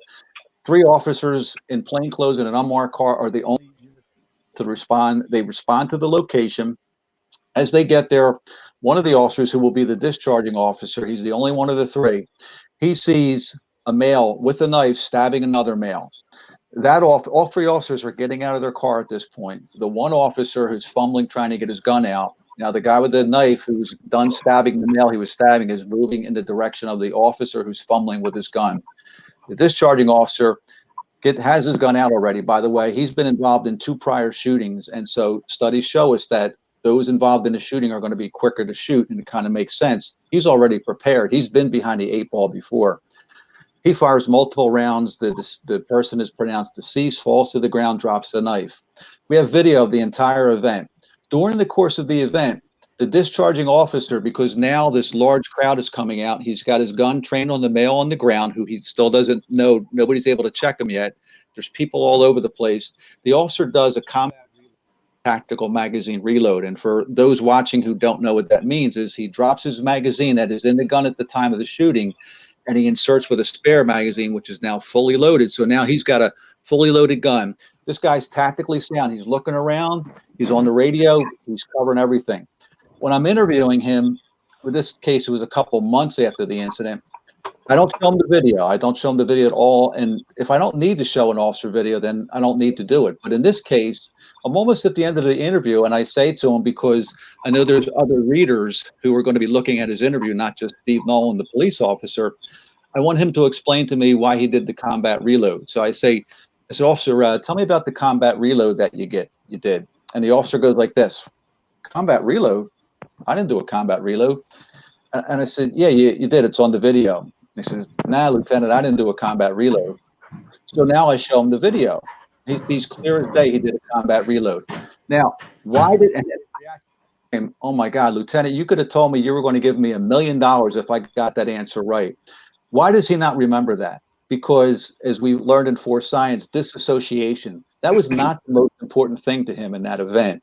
The most important thing to him was the person with the knife, the threat. So some of those things got excluded from his mind. But as Laura talked about and somebody else, a prosecutor could look at that, or the administration and the police department could look at that and say, oh, he's lying. You asked him the question, and he said he didn't do a combat reload. And sure enough, he did. We got to whack this guy. That combat reload had nothing to do with the shooting. It was after the fact. It was something he did because he's being tactically sound.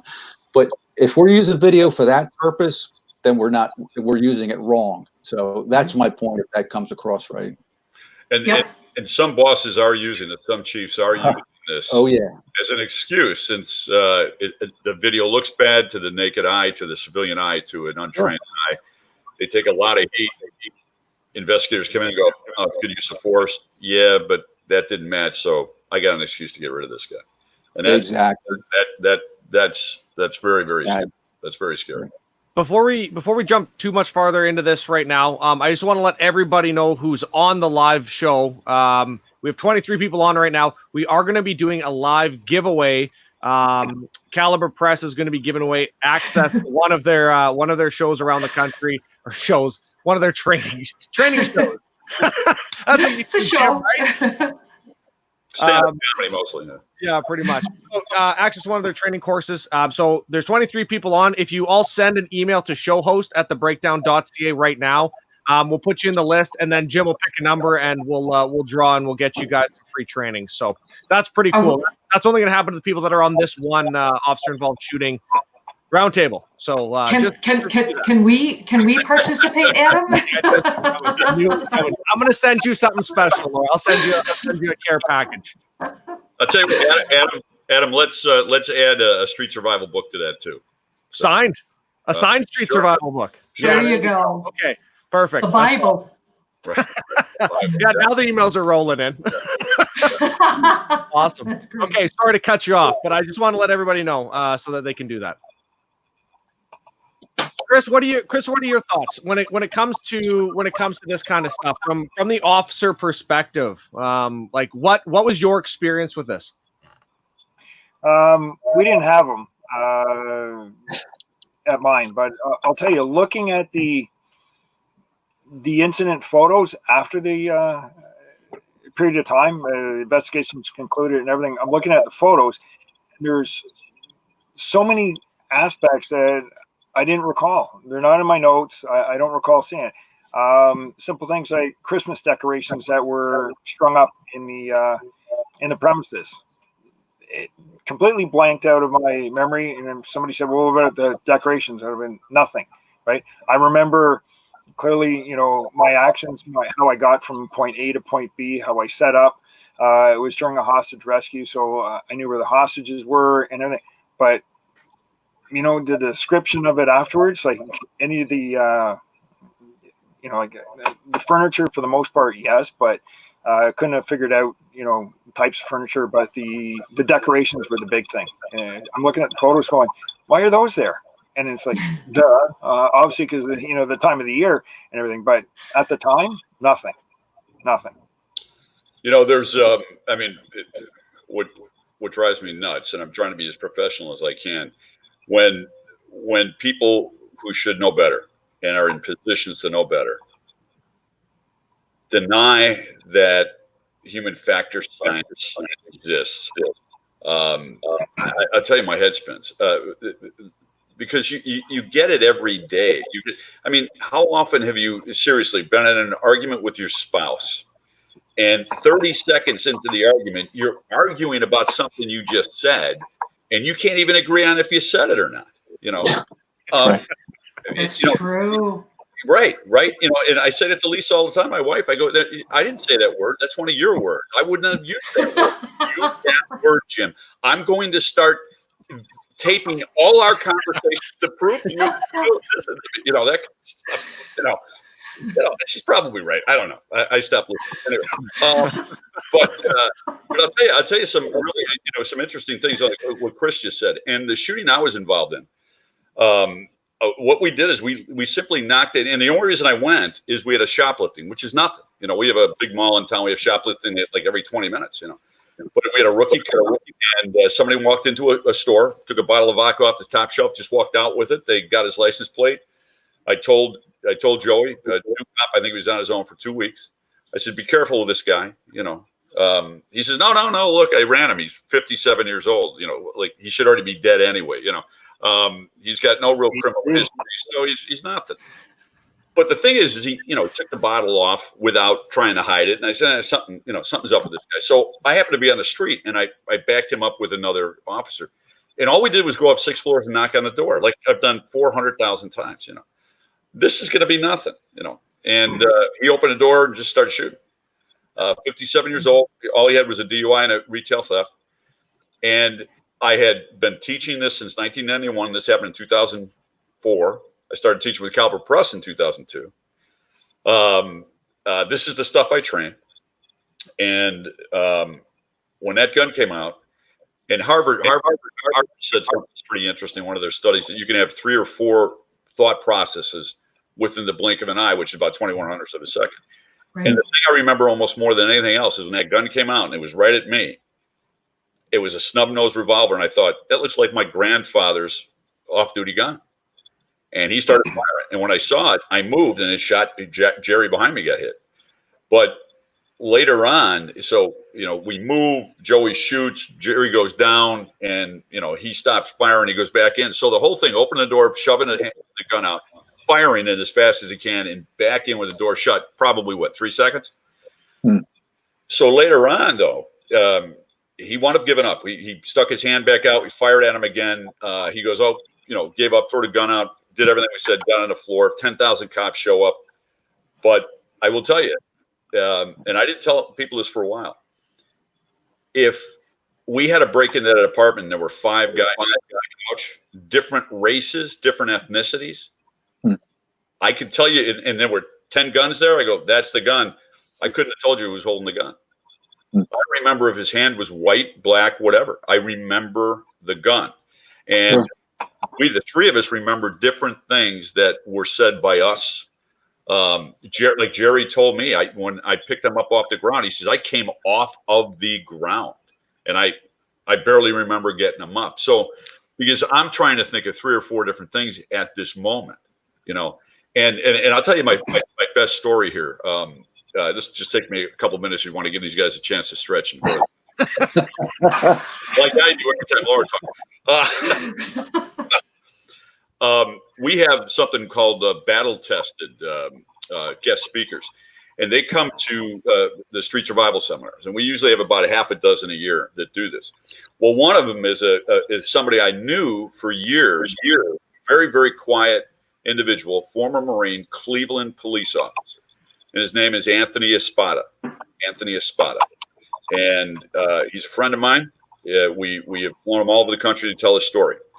Anthony was the first person in the house in Cleveland where they discovered those 3 girls who had been kidnapped and held captive for 10 years. And Anthony had been in a lot of wild stuff in his life. He was in the Marines, and so when they got the call on this, he actually said to his partner in the car, "If this is another joke, somebody's going to get arrested," something to that effect. He was pissed. He goes, because we were always getting these things, and they had pictures of 2 of the girls. The pictures where they bring an artist to come in, and I'm losing the word, but what they would look like at this age, So they were very, very, very, very aware of 2 of these girls. So when they get to the door, and you can see it on video, at least part of it on video, is that they couldn't get in the front door, and a bigger officer, who I also know, stepped in, and boom, they hit the door, and they were able to get into the door. And Anthony goes in, and a female officer follows him, and she's right behind him, and he starts walking up steps. The other officers go in and clear the ground floor. Well, the girls wind up. The 2 girls left there are upstairs, right? So Anthony says, and I'm writing another book on this, and it's in this book. Anthony says, I could hear the wood underneath my feet creaking as we walked up the stairs. I could hear and feel my partner behind me. I could see and hear certain sounds upstairs. I could see the light coming out of a room, and then finally one of the girls comes out and runs up to him and jumps on him, and he tells the story, and you cry every time you hear it. And her legs go down, she's run away, and she's saying in his ear, "You saved me, you saved me." Then he gives this girl to his female partner. Then the second girl comes out, and they get her outside, very, very, very emotional. And he's sitting outside sweating, and he's thinking about everything that just happened. And I mean, his mind is blown. And one of the detectives comes up to him and said to him, "How could you hear yourself think in that house?" And he goes, what are you talking about?" He said, "The stereo was on full blast. We couldn't even turn it down because he had rigged it so you couldn't turn it off. We had to literally pull it away from the wall and cut the wires or whatever it was they did to shut the sound off." Anthony has no recollection of hearing that music. He heard the wood underneath his feet creaking, but he did not hear the music from the stereo. That's massive selective attention, right? He's looking up the stairs. He's trying to hear. He thinks what if there's another guy in there? What if the guy is in there? He has no idea what's happening. So he's totally focused on whether he's got his partner. And as he hits every stair, he can hear it. And he's looking, and all of that stuck in his mind. He did not hear the music at all. So when people say, "Well, that selective attention is pseudoscience," I no. Yeah, definitely. It's amazing what your body and your mind will filter out. Like if it's not important, it's gone. Get rid of it. Even in the moment, the stuff that's irrelevant to your survival and in progressing through this incident no longer matters to you, right? And once rounds have been fired, we go through an auditory exclusion, your tunnel vision, everything else. I remember after discharging my MP5, the brass hitting the floor, linoleum floor, and all I could sort of picture is those little wind-up monkeys with the little cymbals banging, because the brass was really loud. But here I am firing an MP5, no earphone or anything like that. Don't even hear it. I could hear like the action cycling on the weapon, but it was like as if I'm just clearing it. But then the brass bouncing was really, really loud. It was kind of bizarre.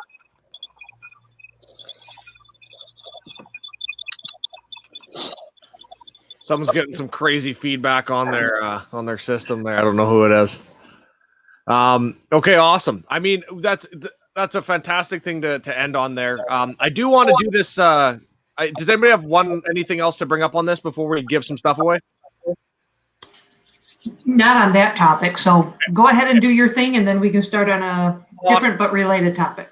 Perfect. Okay, that's easy enough. So essentially, it looks like we've had 10 entries. So what I'm going to do is I have them lined up on an Excel sheet here, and I randomize them. So Jim, between 1 and 10, it's a hard one. 54. Favorite number? Number 4? No, 54. Okay, well, okay, that 1 to 10. We're going to give you another shot at this. All right, 8. 8. Yogi Berra's number is my favorite number. 8. Okay. 8 is Danielle. So Danielle S, if you're still on, you win. You win a free access. And here's how it's going to work. So essentially what's going to happen is we're going to touch base via email, and I'm going to send you an email. We'll touch base, and you're going to get access to a training course from Caliber Press. And it's going to be, I don't know where you're located, but anyone that's close to you that's being held in the United States, they're going to give you access to that course free of charge. So you pick which course you want to go to, and you're going to get access to it. And Jim's going to send you an autographed book of Street Survival, which looks like this. Nice. The Bible. The Bible, yeah. Bible 2. The new Bible 2, yes, right. Survival 2. So yeah, just get me I need to get her mailing address, and when I get back to your office, sign it, and I'll have it shipped out. Awesome. Yeah, we'll get all that squared away. Also, so another thing that we do want to give away, and I can do this. I'll put myself center screen here for you guys. So the other thing that we do want to give away is for our tactical gear giveaway that we've been running since January. We are running it each and every month, but we kind of did a split one, half of January and all of February. So if I look at the number of entries for the draw here, and I'm just going to bring it up. So we did this on King Sumo. The reason we did that is because it's completely automated. There's no way to beat the system or game the system. It tracks IP addresses and everything like that. So it's completely legit. We had 2,785 entries, and which is a lot of entries. There was only 300 and so contestants, a lot of entries for each one, but it was awarded, and it goes to Ronnie Gray. So Ronnie, here's the deal. If you are active duty or a member of law enforcement, corrections, military, or emergency response, you can win this. You will win this. What I will do is reach out to you personally, and we'll get in touch. If you are a member of law enforcement, one of the things that Tony Blauer did when I teamed up with him with Spear, he's going to also give you access to 3 of his law enforcement restricted courses, applications for the gunfight operator and CQB drills, and sharpening and strengthening drills. So if you're law enforcement, you get that little bonus add-on. It's $400 plus worth of gear and equipment from our friends at LA Police Gear and Patch Panel. So that's exciting. So congratulations on winning that. You are the first winner. And the next thing that's going to be coming up is for our Instructor of the Year. Now, I've had probably, I think if I checked it yesterday, but we had 12 nominations, an extra 2 today. So 14 total nominations from you, the fans and listeners of the show. And so what it is was you can go on to thebreakdown.ca/contest. There's an Instructor of the Year tab. You click onto that, and you're able to nominate an instructor in law enforcement. You can't nominate yourself, but you can nominate one of your instructors who you feel deserves recognition. And as we all know, there are a lot of really great instructors who will never go out and say, hey, I deserve recognition for this. So what we wanted to do with our partners, with LAPG, Patch Panel, with Blauer, with Caliber Press, we wanted to put something together for the instructors. So at the end of the year, we're going to have 12 nominees total. We're going to release one each month. At the end of the year, that person is going to win a prize package worth over $5,000.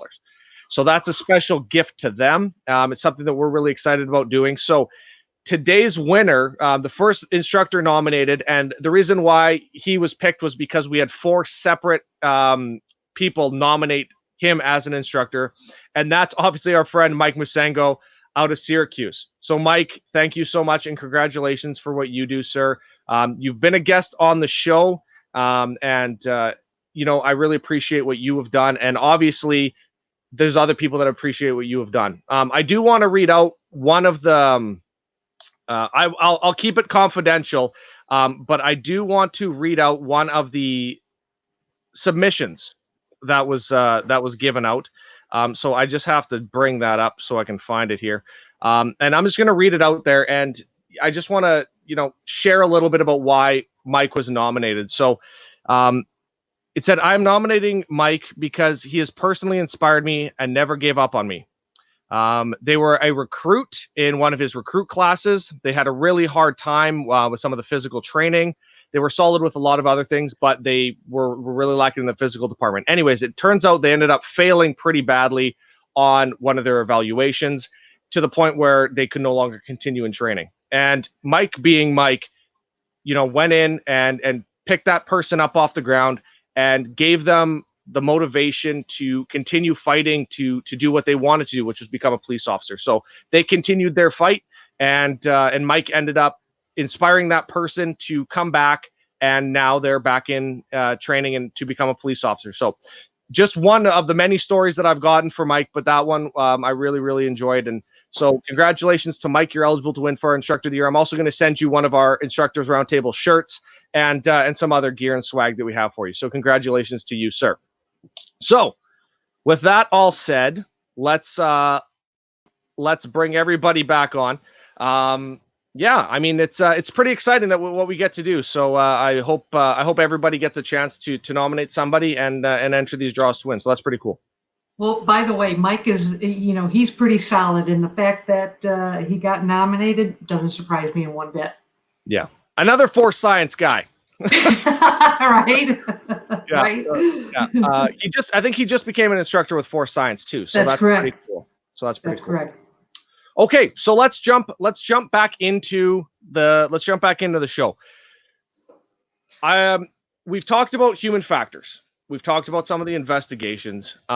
And if you guys are comfortable with it, I would like to jump into the mental health portion of it, the mental portion of it for the officers that are involved. So one of the things that I want to do is, I know Chris's story, and I know what they've put together out in Toronto, and what he's been involved with. So Chris, maybe I'm gonna leave it to you, man, to kind of start off with your thoughts on mental health for officers and what it means and what they should be doing and shouldn't be doing. Okay, the main thing is I try to look at pre-incident, present incident, and post-incident when we start training our officers in regards to this. And like pre-incident, you're training and everything. Start getting together a plan of what's going to happen if you're involved in a shooting, right? Have a plan for what are you going to do with your family, especially at the ages of children. They're going to be going to school. Are they the age where current events in the media are brought out? Obviously, during the shooting, it's occurring. The big issue is, the aftermath of the shooting, obviously, and the toll it's going to take on the officers. In policing, we show up in the midst of chaos. We take control, right? We control the situation. We take control and start giving direction to, calm things down or resolve an incident. Countering to that, once we're involved as a shooter in one of these incidents, there's a loss of control on what's going to happen with us right afterwards. Not to make light of it, but it's beef or chicken. You're getting on a flight, you want beef or chicken. You have no control over that aircraft or anything else that's going to go on. So once you're involved in that shooting, there's a lot of things are going to be occurring that you don't have control over, and we try to take control of these things. Understand that you've lost that capability, right? You can't further explain, or these people have to understand this, or putting anything else into that incident. That incident is done. It's going to get investigated. You need to start looking after yourself. Big things are, maintain a routine, right? Go to the gym, do things. Don't, sequester yourself and have no contact. Explain things, and if you have a family plan ahead of time, that's really, really helpful, right? So your spouse, if they're not in service or so, they understand what's going to go on. The other part is that we're very protective, so we may try to feel we're protecting spouses, family members by not. You don't have to discuss the exact details of the incident, but you can discuss the process that's going to go on after the fact. If we start excluding them on a basis of trying to protect them and look after them, because that's what we do, they get that sense of being excluded, and then that can cause more friction at home as well, and that's going to be detrimental. So sort of what we've gotten into is there's lots of programs out there for officers with PTSD and either services or counselors, etc., for PTSD. Let's try to stave it off so officers don't get PTSD. Like, there's lots out there to help treat them once they do, but let's try to prevent that. And so what happened was, after my involvement in my shooting, 4 nights later, my gun team was involved in another shooting, right? And it's like, okay, maybe we shouldn't have got back to work 4 days later. Right, everything's going to vary per officer, teams, protocols, etc. Fast forward a few more years, we're involved in another shooting on my team, right? And it was like, at that point, it was like, no, the way things happened when the investigation after mine, the coroner's inquest afterwards, let's start looking at the well-being of the other members involved. So now we'll have a process, obviously respecting the laws and the policies that we're governed by. Now it's a matter of more of a peer support group, where we'll have a couple officers who were previously involved in incidents, all cleared and all finished and done, can now, go up and meet up with these other officers that are, newly involved in these things and explain some of the process. We can explain some of the aspects of your disturbed sleep patterns, your dreams that may not be accurate, things like that. So they understand that it's not, strange for them to go through it. Like, am I having an issue with this? Some of these things are perfectly normal. And we're finding if the officers know that, it's a lot easier for them to process through that, especially in the first 2 weeks or so of being involved in an incident. There's a lot of things that go into this, and I guess we can kind of touch it from a few different perspectives here. One being the command perspective, and then the officer perspective. So can we talk about quickly, and because I know, Chris, you and I had actually talked about this a little bit too, but the process that happens right immediately following the shooting from the command perspective, and this goes into what you've all spoken about already today, which was the process in the hours and days following the incident. Immediately following the incident, there's been a change in how agencies handle these officers, right? They obviously, the firearm, their clothing, equipment, everything has to be turned over for evidence, those types of things. But those processes have changed. They've gone from just taking everything away and putting you in a box to sit and wait, to now getting those officers re-geared up. Here's another firearm. We're going to the range. We're getting some rounds down range, and we're getting you back out, depending on your mental status and your physical capabilities. So can we talk about that process and what the command should know? The sergeant, whoever's in charge of that officer when this situation occurs, what should they know, and what should these processes be, and should we be developing new processes for when these incidents happen? Well, we do a lot of traveling down to Albuquerque, and I'm trying to think of the term right now. What is it, Laura, when you take like second graders to the museum and you hold hands? They hold field trip? No. No, your buddy, your buddy system? Yeah, kind of a buddy system, I guess. Buddy system? Yeah, but I don't remember. I forget. They're going to make fun of me in Albuquerque when I'm there 2 weeks ago. But what happens is, as soon as, in fact, before a shooting, what they do is they indicate who they want with them after they shoot. So a buddy of mine, Simon, drove it down there, got in a shooting, and shot and killed a guy. And they already had this set up to who his buddy was going to be, and they were able to get a hold of him, and buddy shows up, and it's just the two of them. And whatever happens between those two people, nobody could ever find out about it. They talk about it. They're able to process information. So they have a proactive approach in that agency for that. It's the smaller agencies, and if you think about it, I think the number is 88% of all the agencies in the United States are under 50 officers. So a lot of these agencies aren't prepared for it. I mean, look at Ferguson. Ferguson just flat out wasn't prepared for what they got hit with. This is again where a task force would be good. But you know, the buddy system where you have somebody next to you, and that's a proactive step. One of the things that we talk about a lot in street survival is in this vein is two things. One, besides what we've already talked about, that this should be training 3 or 4 times a year. This is going to happen once you do shoot somebody. This is the protocol we're going to have. But two things that we caution. Number one is you should decide now how you're going to feel if you're going to take a life. Now that sounds kind of weird, but we prepare for we at least try to prepare for everything else, you know. And it's not perfect, but ahead of time, you have to be able to say to yourself, look, if I'm in a position where I take somebody's life, that person created that moment, not me. So I have to have.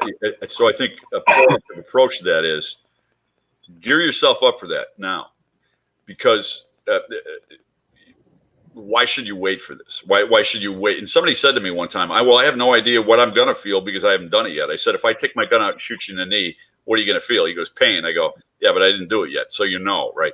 So just prepare yourself for it. And number two is don't let anybody else tell you how you're supposed to feel. You know, everybody's going to feel different. You know, one of my funniest stories is a guy about 6'6". This is about 15 years ago, Las Vegas. Comes up after we do our emotional survival part of the 2-day, and he's holding hands with his wife, who is like 5 foot tall. It was just crazy to look at him. And she starts talking right away, and she's not a cop, and she says, "Boy, this is great, you know." And the emotional thing, we've been going through problems for like the last year and a half. And I said, "Oh, you know, I don't want to get into counseling." I go, "Well, what happened?" And she says, "He killed somebody 18 months ago." And I said, "Oh," and I looked at him and I go, "And you're having a problem with that?" And he goes, "Not one little bit." and she goes, and this is a true story. She goes, "See, that's the problem." I said, "What?" Because we're Catholic, and he shot and killed somebody, and he doesn't feel bad about it at all. So, you know, they had gone to counseling over this, and I can't even get into the language he used, but it popped in my head. So I looked at him and I said, "Why don't you feel bad about it? I just want to know."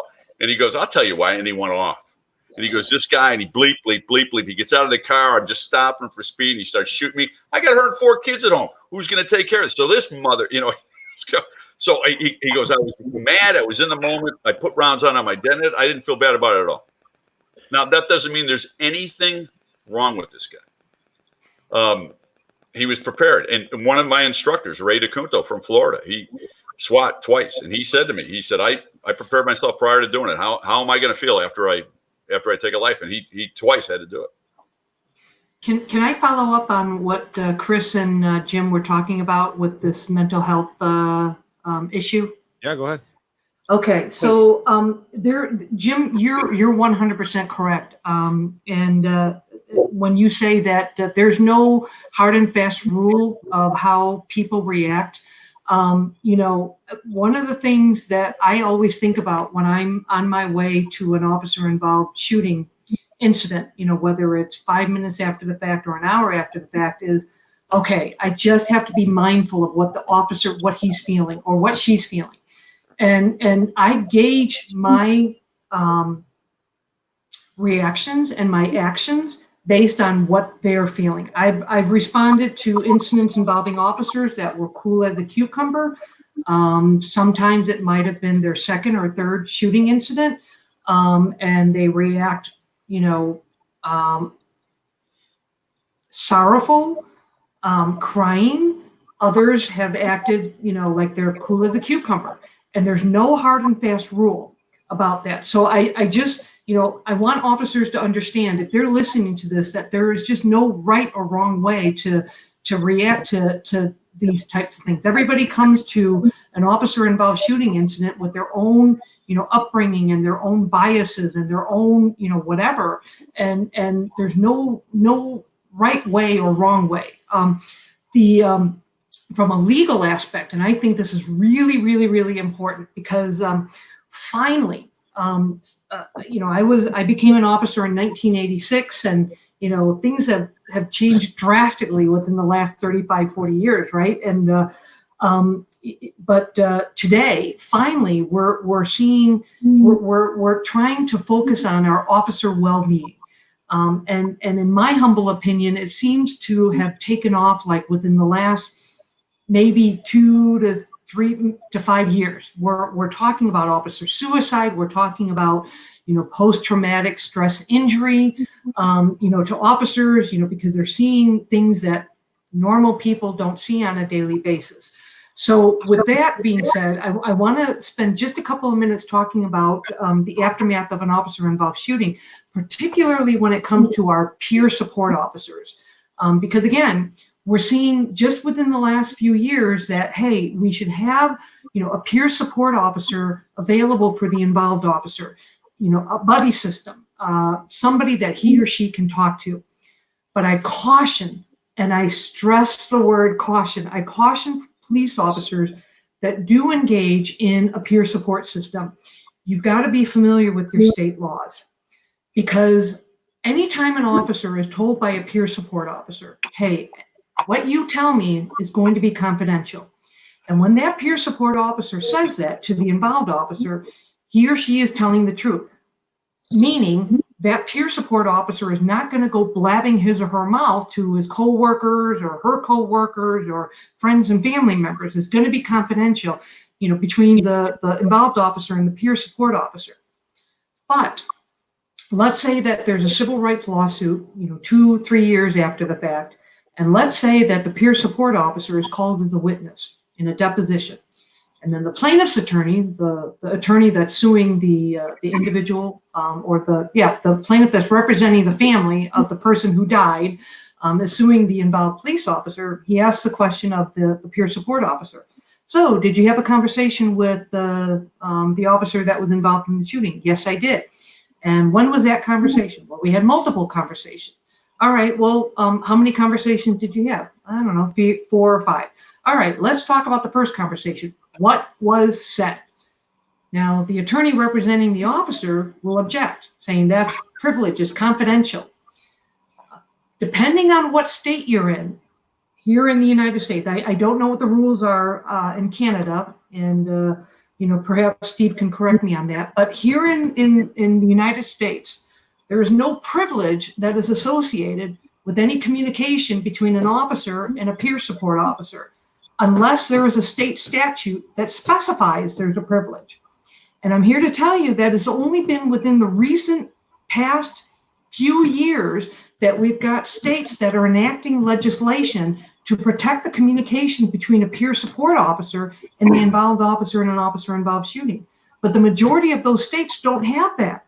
So while it's true that a peer support officer, may tell the involved officer, hey, whatever you tell me is going to be confidential, that's a true statement. But when it comes to a criminal prosecution or a potential civil rights litigation, it may not be what we call legally privileged communication, unless there is a state statute that allows for that privilege to apply.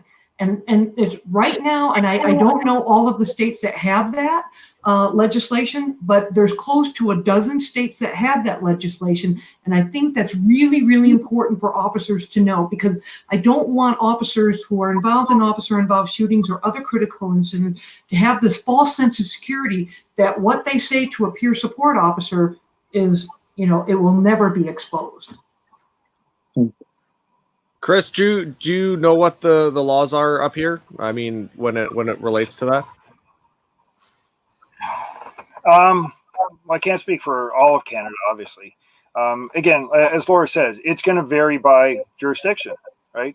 Province to province, it's going to vary, right? So to speak specifically, there's so many variances there. You just have to know, like in regards to anything in a shooting, know your policies, know your governances, right? That's not there just to pen you into something, but your policy, your protective blanket. Like, work within your policies, know exactly what they are, right? And especially if you know these things prior to an incident, right? This can be that much better. It's much more efficient and confident on the road. Know your policies, right? And then use those as your protection. So to say what they are, again, they're going to vary across Canada, and then within your department policies as well. It was interesting. One of the guys who's been on the show and who was on the last roundtable, Scott Savage, one of the points that he made was having OIS checklists. A checklist for the officer, a checklist for the supervisor, and then a checklist for the command team as to what should happen. So just general information, so that it's just like your notebook, right? Everybody has your notebook. These are the right. If you have rights, you reference your notebook, right? You need to do a suspect description, you reference your notebooks. If you're involved in a shooting, here's a reference for you. Do any of you know any jurisdictions or any agencies that have those, or should they have them? Can I just speak on that? Because in my experience, I don't represent just one agency. I represent police officers from dozens of agencies throughout the state of Illinois. And I can't believe that in this day and age that I think it's safe to say that the majority of police officers or police agencies within at least the state of Illinois, they do not even have a policy regarding officer-involved shooting investigation. Nothing. So then when the first officer-involved shooting occurs in that agency, we've got individuals, the officer and the administrative staff, basically running around like chickens with their heads cut off because they just don't know what to do. But there are some agencies, and I work very closely with some really good agencies within the state of Illinois, and they do have a policy regarding officer-involved shooting, and they do have checklists. And I'm a huge fan of those checklists because even with a policy, our human emotions may take over. And to have that checklist, it's very important for the administrative staff, to look out for the best interest of the officer. And it's also important for the involved officer to have a checklist. And by the way, it's not, not only should we have a checklist or a policy, we need to have training on those things. Because without that training, basically you might as well just throw it out the window. I was going to touch on the same thing, and I'm glad that Chris and Jim, who've been involved in shootings, can speak on this firsthand knowledge. So it's great, but yeah, you have to have a policy in place before the incident happens. And whether you're a small agency or large, you have to have something in place. And if you don't, then you need to start working on that now. But there should be something.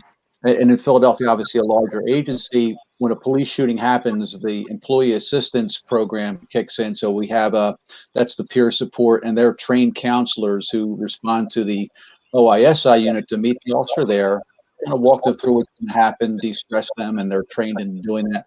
And they speak to the officer in the room by themselves. Everybody else has to leave, and it's private, which it has to be.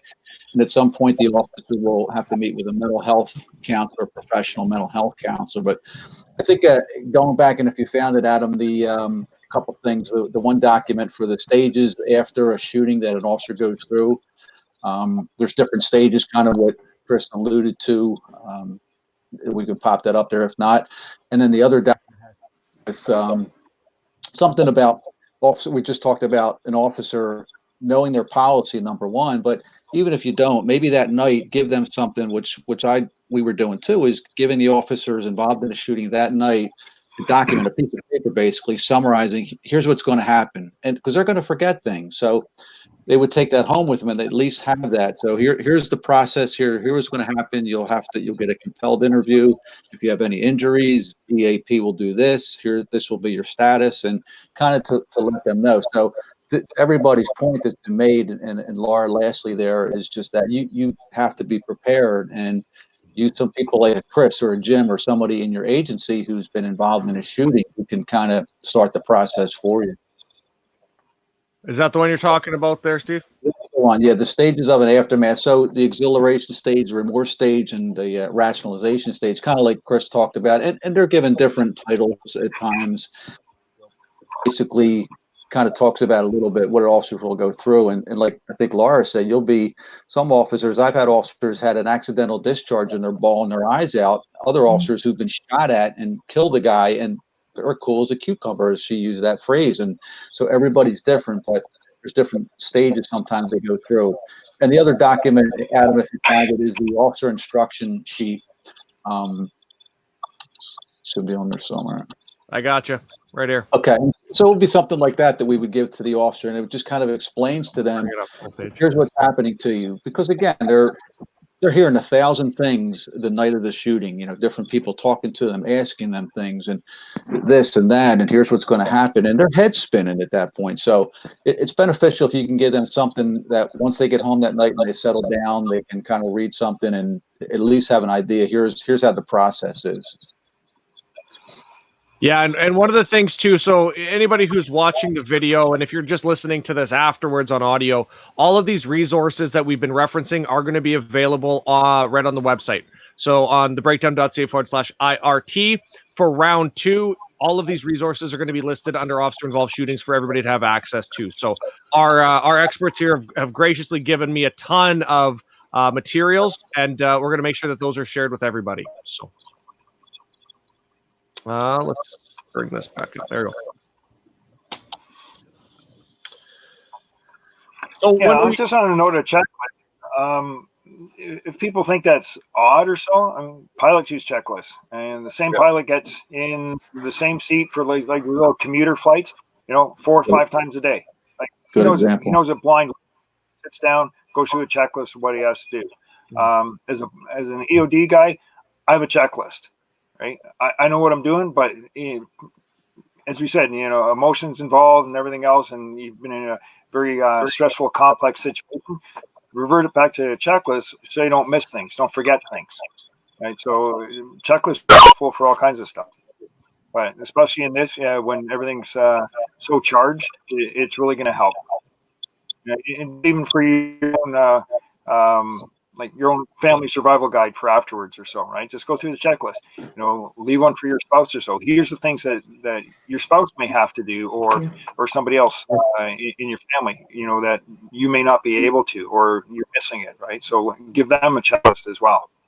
That was something that came up in our conversation. I thought that was really interesting. I'm glad that this came up now because I want to have everybody speak to it. Is the toll that these incidents take on your immediate family, your circle of friends and colleagues, because it's not just you that's experiencing it as the officer. Your family's involved. One of the examples that was given to me was with social media now, having to go into your child, if you have children, having to go into their school and just letting their teachers or principals know, hey, I was involved in an incident. There's going to be news about it. There's going to be stuff on social media. Is there a way to not shelter the students, but at least the teachers are prepared if the questions get asked, or if there's conflicts between your child and other students or things like that? So who wants to take that one? Well, I'll tell you what happened. It happened with me. Right after this thing hit, I was still in charge of the task force at the time. So what I wanted to do is control the scene. So everybody starts showing up. I mean, I still distinctly remember the elevator opening up and cops just falling out of the elevator onto the floor. And then another group coming up the stairs. And along with those was my immediate boss, the deputy chief, and the chief of police. And we had bullet holes all over the place. So I started saying, listen, knock on doors and nobody answers, kick the doors in case one of these bullets went through. I'm doing all this stuff. And my chief said to me, are you hit? And I said, no, I don't think so. And when I said I don't think so, they went nuts and they slammed me against the wall literally. And because I said I felt something in my back, but I think it was when I was picking Jerry up, and they just ripped my clothes off me to see if I was shot. Because as we all know, you can be shot, stabbed, and not even know it, under this kind of stress. But I was I'm not ashamed. It's kind of funny to me now, but there's that hypothalamus part of your brain, the reptilian part of your brain, the emotional part of your brain, then you got the prefrontal cortex that makes you human, and those two things were in battle. And the guy who was running the investigations commander at that point, he started taking control, and I screamed at him, and I said, I got it. And my boss and chief literally had to kind of pull me physically out. And I started screaming at both of them. And I said, look, nobody can do this better than I can. You know that. That's what I said. It's the arrogance is ridiculous, But the adrenaline, I probably got 220, beats a minute heartbeat. And I'm screaming at my boss's face, I can do this better than anybody else. And he looked at me very calmly and he goes, yes, but should the person involved run the scene? And I went, no. So he takes me out. He puts, I have to go in the ambulance. And I had blood all over me because of Jerry, and it was all over my head. And there was a rumor that got out right away that I was shot in the head. So I get out, and there's helicopters above us. And I went, damn it. So I pick up my cell phone, and I call my wife. And I said, listen, I was just involved in a shooting. I have not been shot. Jerry, one of my guys, got shot. But I have to go to the hospital. So I'm in the back of an ambulance, but I'm okay, I have not been shot. So get yourself down to Good Sam. But take your time. I'm fine. That's literally how I was over the phone. She picks the phone up and calls another police officer and says, not from my department. Jim says he was just in a shooting, but he hasn't been shot. Is there any chance he's lying to me? And the cop goes, oh, yeah, he's probably lying to you. So my wife and son blow about 9 red lights to get down to the hospital. And then at the hospital, I got none of us, Jerry was hit. And it was like out of a movie. I literally grabbed the doctor and go, that's my guy. You better take care of him. Like an idiot, Even in the midst of all that emotion, I realized I was nuts. And the thing that calmed me down is guys came in and told me the young guy, Joey, was bouncing off the walls. And so I had to go in and, I kind of calmed him down. But the amount of things that go on in your head, it's like a computer going in 50 different directions. It's an unbelievable thing. And for somebody at that moment, Steve, to come in and go, all right, tell me everything that happened in chronological order, everything, I'd be like, are you nuts? Right. I estimated, I went back to the scene and I estimated the guy who was the forensics guy worked for me. And as he met me, he goes, you shouldn't be here. I go, I'm not officially here. And he goes, come on, Jim. And I said, I just want to see the scene. So they let me go up and I had a sign. I was there. But we're going up in the elevator and he goes, hey, what's your estimate from the door to the corner where you got, Jerry, where all the blood is? And I literally said to him, 250 feet. It was like 46 feet. So when I saw the hallway again, it looked incredibly small. Mm-hmm. But trying to get out of that hallway, dragging Jerry, I looked at the end. I go, it's a football field. You know what I mean? So it really is remarkable what happens. No matter how much you train, some of this stuff is going to take over. And even that's a good point, Jim, for somebody, if you're involved in the shooting, it always astounded me that when I would get to the point of interviewing the officer, and again, under the old format, it was months later, that they never went back to the scene to do like a refresh their memory kind of scene thing. I'm talking about like if it's an outside scene, they certainly can't go knock on somebody's door and say, hey, I want to go back and look at the apartment where my shooting was. But they would come in for their interview, and their attorney, who they were like horrible. Sorry, Laura. You're certainly one of the ones who separates in terms of what you do for the officers. But there were attorneys who never said to the officer, hey, let's go back to this scene and do a walkthrough so you can familiarize yourself. And just like Jim alluded to, you go back and what you think was 10 feet away is 40 feet away. And so it's important to do that walkthrough if you can.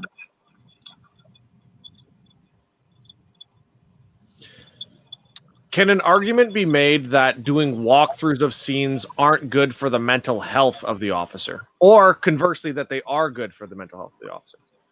I think that would depend on the incident. Don't you guys agree? Yeah. Yeah. I mean, it depends on what happened. Yeah, and the officer involved. Yeah. And to me, that goes to my feeling is. We stated before. Go ahead, Sorry, Chris. I'll let you. Yeah, go ahead, Chris. You speak, and I'll go after. Go ahead. It really depends on you, and like we don't work well in a vacuum, so we're not going to. Sometimes we need answers we don't have, and like you say, you go there, and the sizing is all you remember. So it may be, for you to go through and kind of maybe like rationalizes things for you, puts it in perspective, and just kind of go like, as you said, like, wow, it felt like forever dragging down this hallway, and it's 40 feet. On the other side, depending on how that officer is doing in regards to the whole issue of being involved in that shooting, it may trigger things on them and they don't want anything to do with it. Others may just want to like, okay, I want to go walk it again to, maybe better myself for in case next time I'm involved in something, so I have a better idea and understanding about my depth perception going off or whatever else, missing other little cues into details surrounding the incident. It's totally going to be up to the individual. Yeah, so I was going to say, I think it's beneficial, and I take exactly what you say, Chris. You have to kind of gauge the officer too. Maybe for me, like maybe a little bit of a different analogy, when I'm interviewing the officer, when I was under that old format, I didn't have an opportunity to take him back and walk something his attorney should have done with him pre-interview to help him. So what I would do is I would oftentimes play the radio transmissions for him or her, basically to put them back in that moment. So refresh their memory. And there was times where as soon as I hit the button to play and they started hearing it, they would break down and we would have to take a break from that portion of it. So it kind of goes to what you're saying, Chris, is you have to kind of know the officer and if they are going to have a reliving of the event, which we want for the recall of the event for the interview process, but knowing that they might relive it again, so we have to be prepared for that. And if they need some time to take a break and compose themselves, and then now we're going to get back into it. So everything you just mentioned is beneficial and necessary. You can almost put it into an analogy. You look at a lot of the vets. You go back over now to. We're losing more and more, not many left, but like you go to Normandy or any of these other big battle sites, they go there, right? And maybe it's good for them, reconnect with some of the people that were there and put it in perspective or give them closure. Sure. Right? Because after an incident, if they never go back and it doesn't, you don't get the closure on it. Where did it go from there? Are they just moving off to something else? So again, up to the individual. Yeah, there can't be just one size. Right.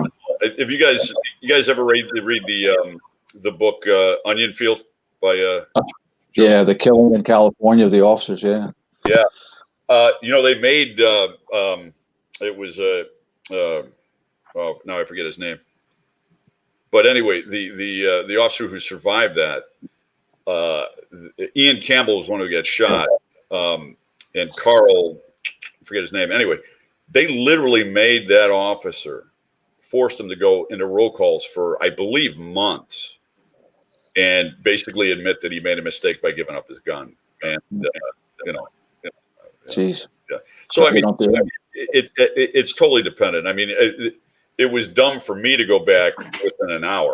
That was just stupid. But I'm a control freak, so so I wanted to go back there. But then when I went back a few days later, when they were really doing after they did the diagrams and I was able to see stuff, it is pretty amazing because of my recollection. I actually told them one went right by my ear. I know it. I know that's impossible that I know it, but I know it. And he goes, no. And they took me down there. Look this is where your shoulder hit the wall. There's the bullet. And when I saw it, it just opened my eyes up. Everything did. Not everything. A lot of stuff started to come together. But for 2 days before I went back there, I was bouncing. And what I did is I had my boss and my sergeant worked for me, come to my house that night.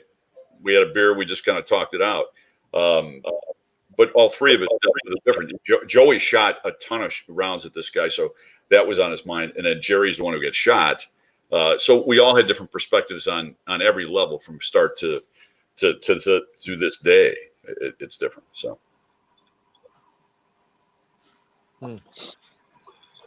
Does anybody have any other thoughts on the process of what happens after the incident, what we should be doing with the officer, some things that we definitely should be doing with that officer, whether it be getting them, re-kitted up and back on the range to get some rounds down range, even if they're going back to on duty or not. Like what process should be followed? What does the science say is helping? Does anybody know any actual science? Because everybody's different. Right. Steve, you interviewed more guys than anybody I know, and Yeah, you must yeah, have 100 different types of reactions. Yeah, and I was just going to, you guys, because you've been involved in it, but yeah, you have to have something in place where you're going to have some protocol where you want to get them back into the game, so to speak. But again, everybody's different. Some officers might take a little bit longer to get them back to 100% if they ever get back to 100%. So yeah, that's the process. And then, as Jim just said, there's no exact science to it. Big thing is Go ahead, Chris. you want to gauge that officer, right? Not just get him back onto the range and shoot. I mean, we're past the days of here's your replacement firearm, get out on the road. Right. We have a policy now about post-incident firearms exposure, right? And so you come and I help write that policy because we didn't have one before. It used to be pretty much here's your replacement, sidearm, and off you go whenever you're returning back to work.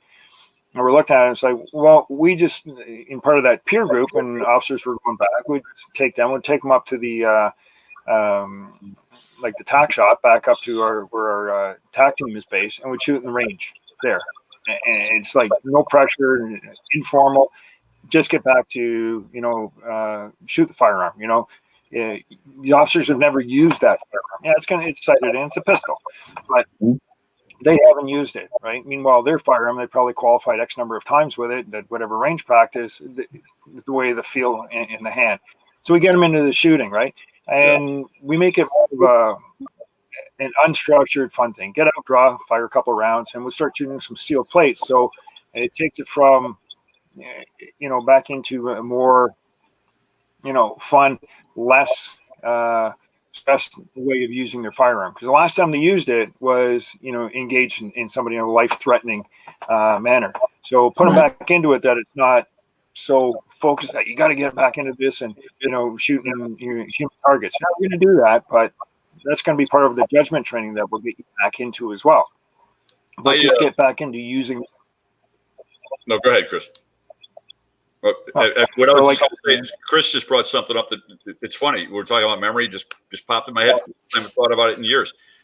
They took my gun, and every day I kept that. They replaced the exact gun, 6-hour 223, or 228, whatever the hell I had back then. They gave me the same gun, and every day I went to them. When am I getting my gun back? Yep. I wanted my gun back, and it's funny. I haven't thought about that in years, Chris, till you brought it up. Mm-hmm. Yeah. But I think we kind of go ahead. Well, I was just going to say, and that's an individual thing. Some don't care what they get back. Right. Others are, I want mine back. Right. Because it worked and it saved you. So, I don't even know if that was it. It was kind of like making me whole again, I think, because I'm not a gun guy. I'm a good shot, but as you can tell, I can't remember 220, 221, whatever it takes. Mr. Mom, right?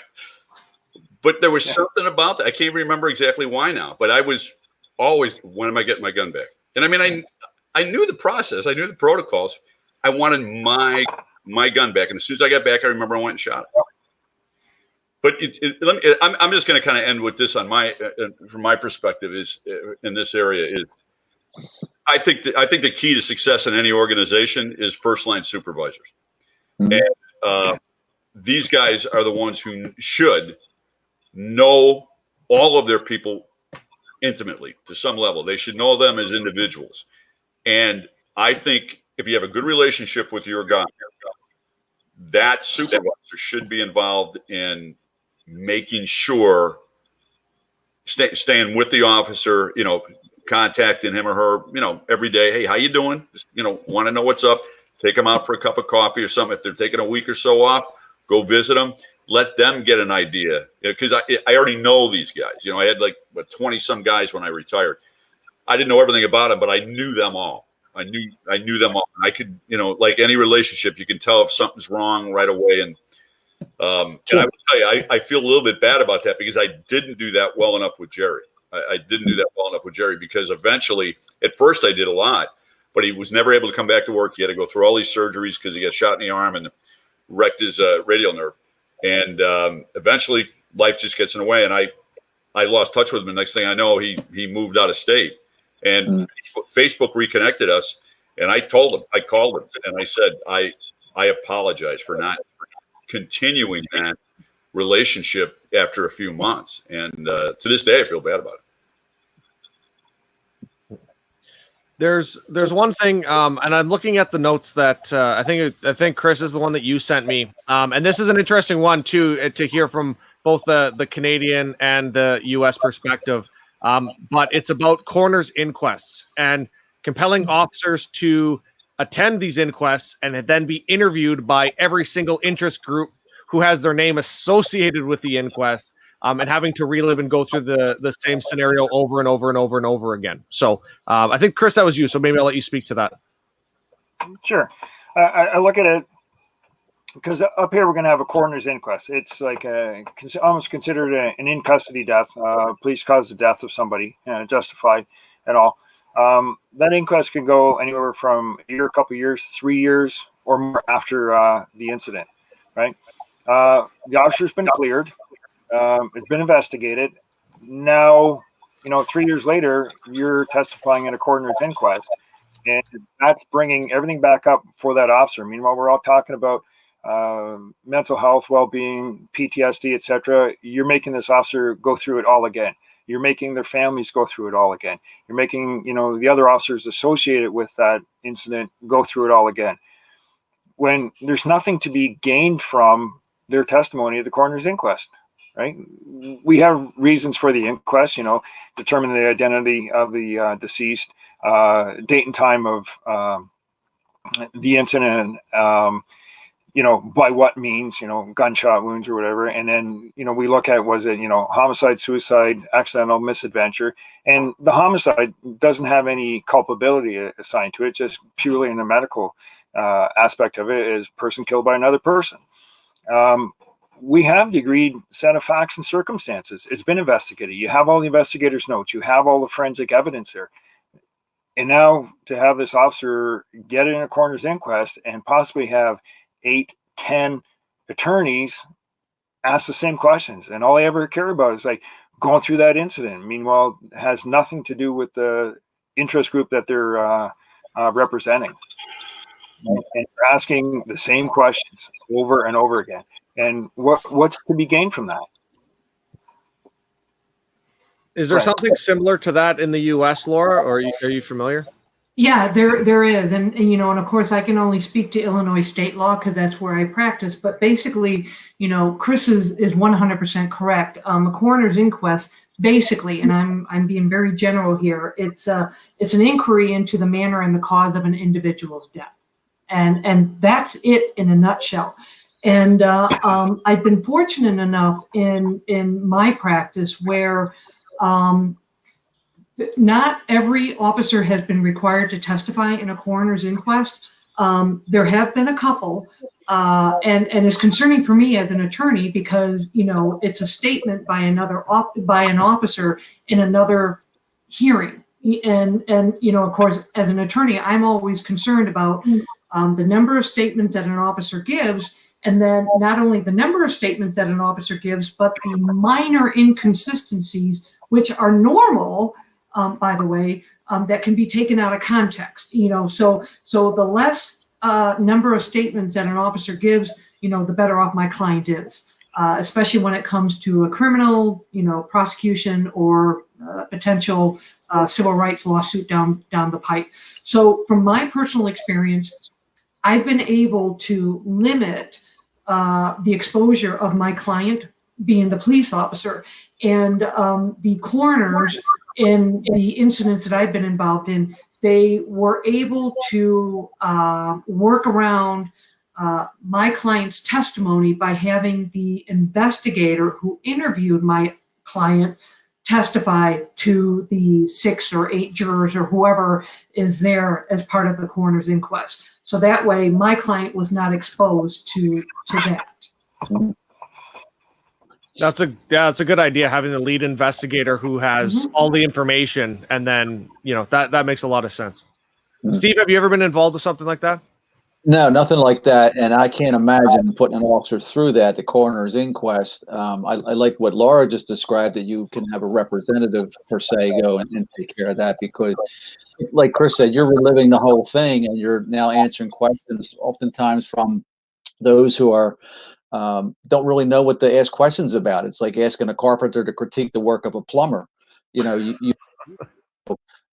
the same thing. Now somebody's questioning him about it who really doesn't know what Chris even does and what happens when he's involved in a shooting. So, I just want to touch real quickly. We're getting close to the 3 hours. We're going to keep going as far as you guys want to stay on, but it also brings up the other topic of having these oversight committees, these civilian oversight committees, when it comes to investigating these incidents, and the plethora of issues that come. But we've spoken to a lot of it already, talking about their not having a complete understanding of either the role of the police officer, having the experience, or even having training in human factors or investigation and interviewing skills.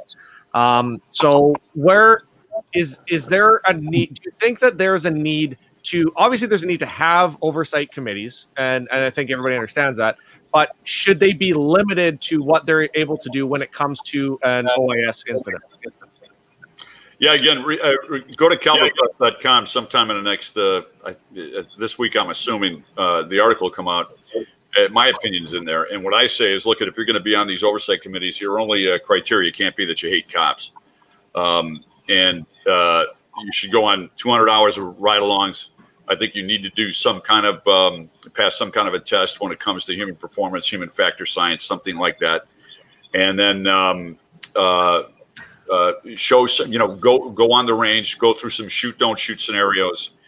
So you have some kind of an idea of what the heck you're talking about. But when you see these in this one article in this thing in Oakland, the Civilian Review Board, who has zero experience in investigations and zero experience in law enforcement, basically said that the professional investigations that were done by experienced law enforcement officers was tainted. So that's why they disregarded it and fired the officers. And what's also interesting, I didn't put in the article, when you read the articles about this, they openly said, well, they could get their jobs back because there is a process to this. They could, and my way of reading that is, you don't care if they get their jobs back. You had to make a statement, and I think it's dangerous on many levels to allow people with zero training to make these kind of decisions, who haven't proven themselves to know anything about what they're investigating. I agree 100% with what Jim just said. And in fact, we need to educate the evaluators, especially when they're civilians. In Philadelphia, we have a police advisory commission comprised of civilians who are appointed by the mayor. And they're allowed to come out, given a briefing of the incident. They're not allowed inside the crime scene, inside the tape. So they're given a briefing of the incident, so they have some knowledge of it, and they can follow along in the investigation. And by follow along, I mean they can be involved in some parts of the interviews, or actually the interviews of the discharging officers. They're not investigators per se, where they're going to go and test things or do anything like that. But it's paramount that we, as Jim said, put them through the academy, give them some force-on-force training. That's eye-opening for them. Also, it also helps the police department build their capital. So down the road, should they face a bad police shooting, and it's not a matter of if, it's when, that you have those folks who are the community, the Police Advisory Commission in the case of Philadelphia, who maybe can say to the community before they get in an uproar, hey, let's wait a minute. We've seen the process. We work hand in hand with the police. Let them do their job. We trust the process, for lack of a better description. Well said.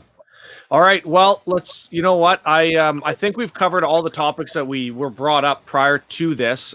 We haven't gone a ton into them, but if somebody's listening to this, so the officers, the trainers, people that are listening to this, if they want to get more information, I'm going to give each one of you a shot to kind of to let everybody know where they can find you. Obviously, we're going to have the resources. I'm going to have links to every one of you guys, your websites, emails, all that stuff on the website at thebreakdown.ca/IRT. But if you want somebody, you have some resources, they can contact you directly. Where can they find you? So let's start with Steve. Steve, why don't you go ahead? Where can people find you?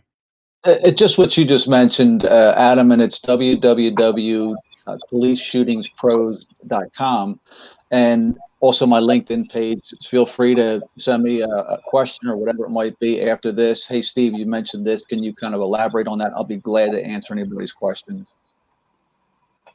Awesome. Thanks. Chris, where can people find you? Again, off of your website, off LinkedIn, I'm on there. Same thing. Shoot me a message. I'll get back to you. Or info@haybox.ca, haybox.ca, and that'll come to me as well, and I can answer your questions there. Awesome. Thanks. Laura, I know your mic's muted. There you go. Yeah, you're good. There you go. All right. You can reach me. I'm very active on LinkedIn. You can also reach me at my firm website, www.Deano, spelled DEANO, scary, SCARRY.com. Or you can email me at lscary@deanoscary.com. Awesome. All right, Jim, I'll leave the last word to you, my man, my new partner in crime. So, well, an Irish bar on Friday nights, I can usually be found there. www.caliberpress.com. Directly, you can just email me at jim@caliberpress.com, and Caliber spelled CALIBRE. And like Steve, I'm on LinkedIn, and I'm pretty good at getting back to people. But check our website out. We've got a lot of good classes, like you mentioned, and you contact me, and I'll get back to you.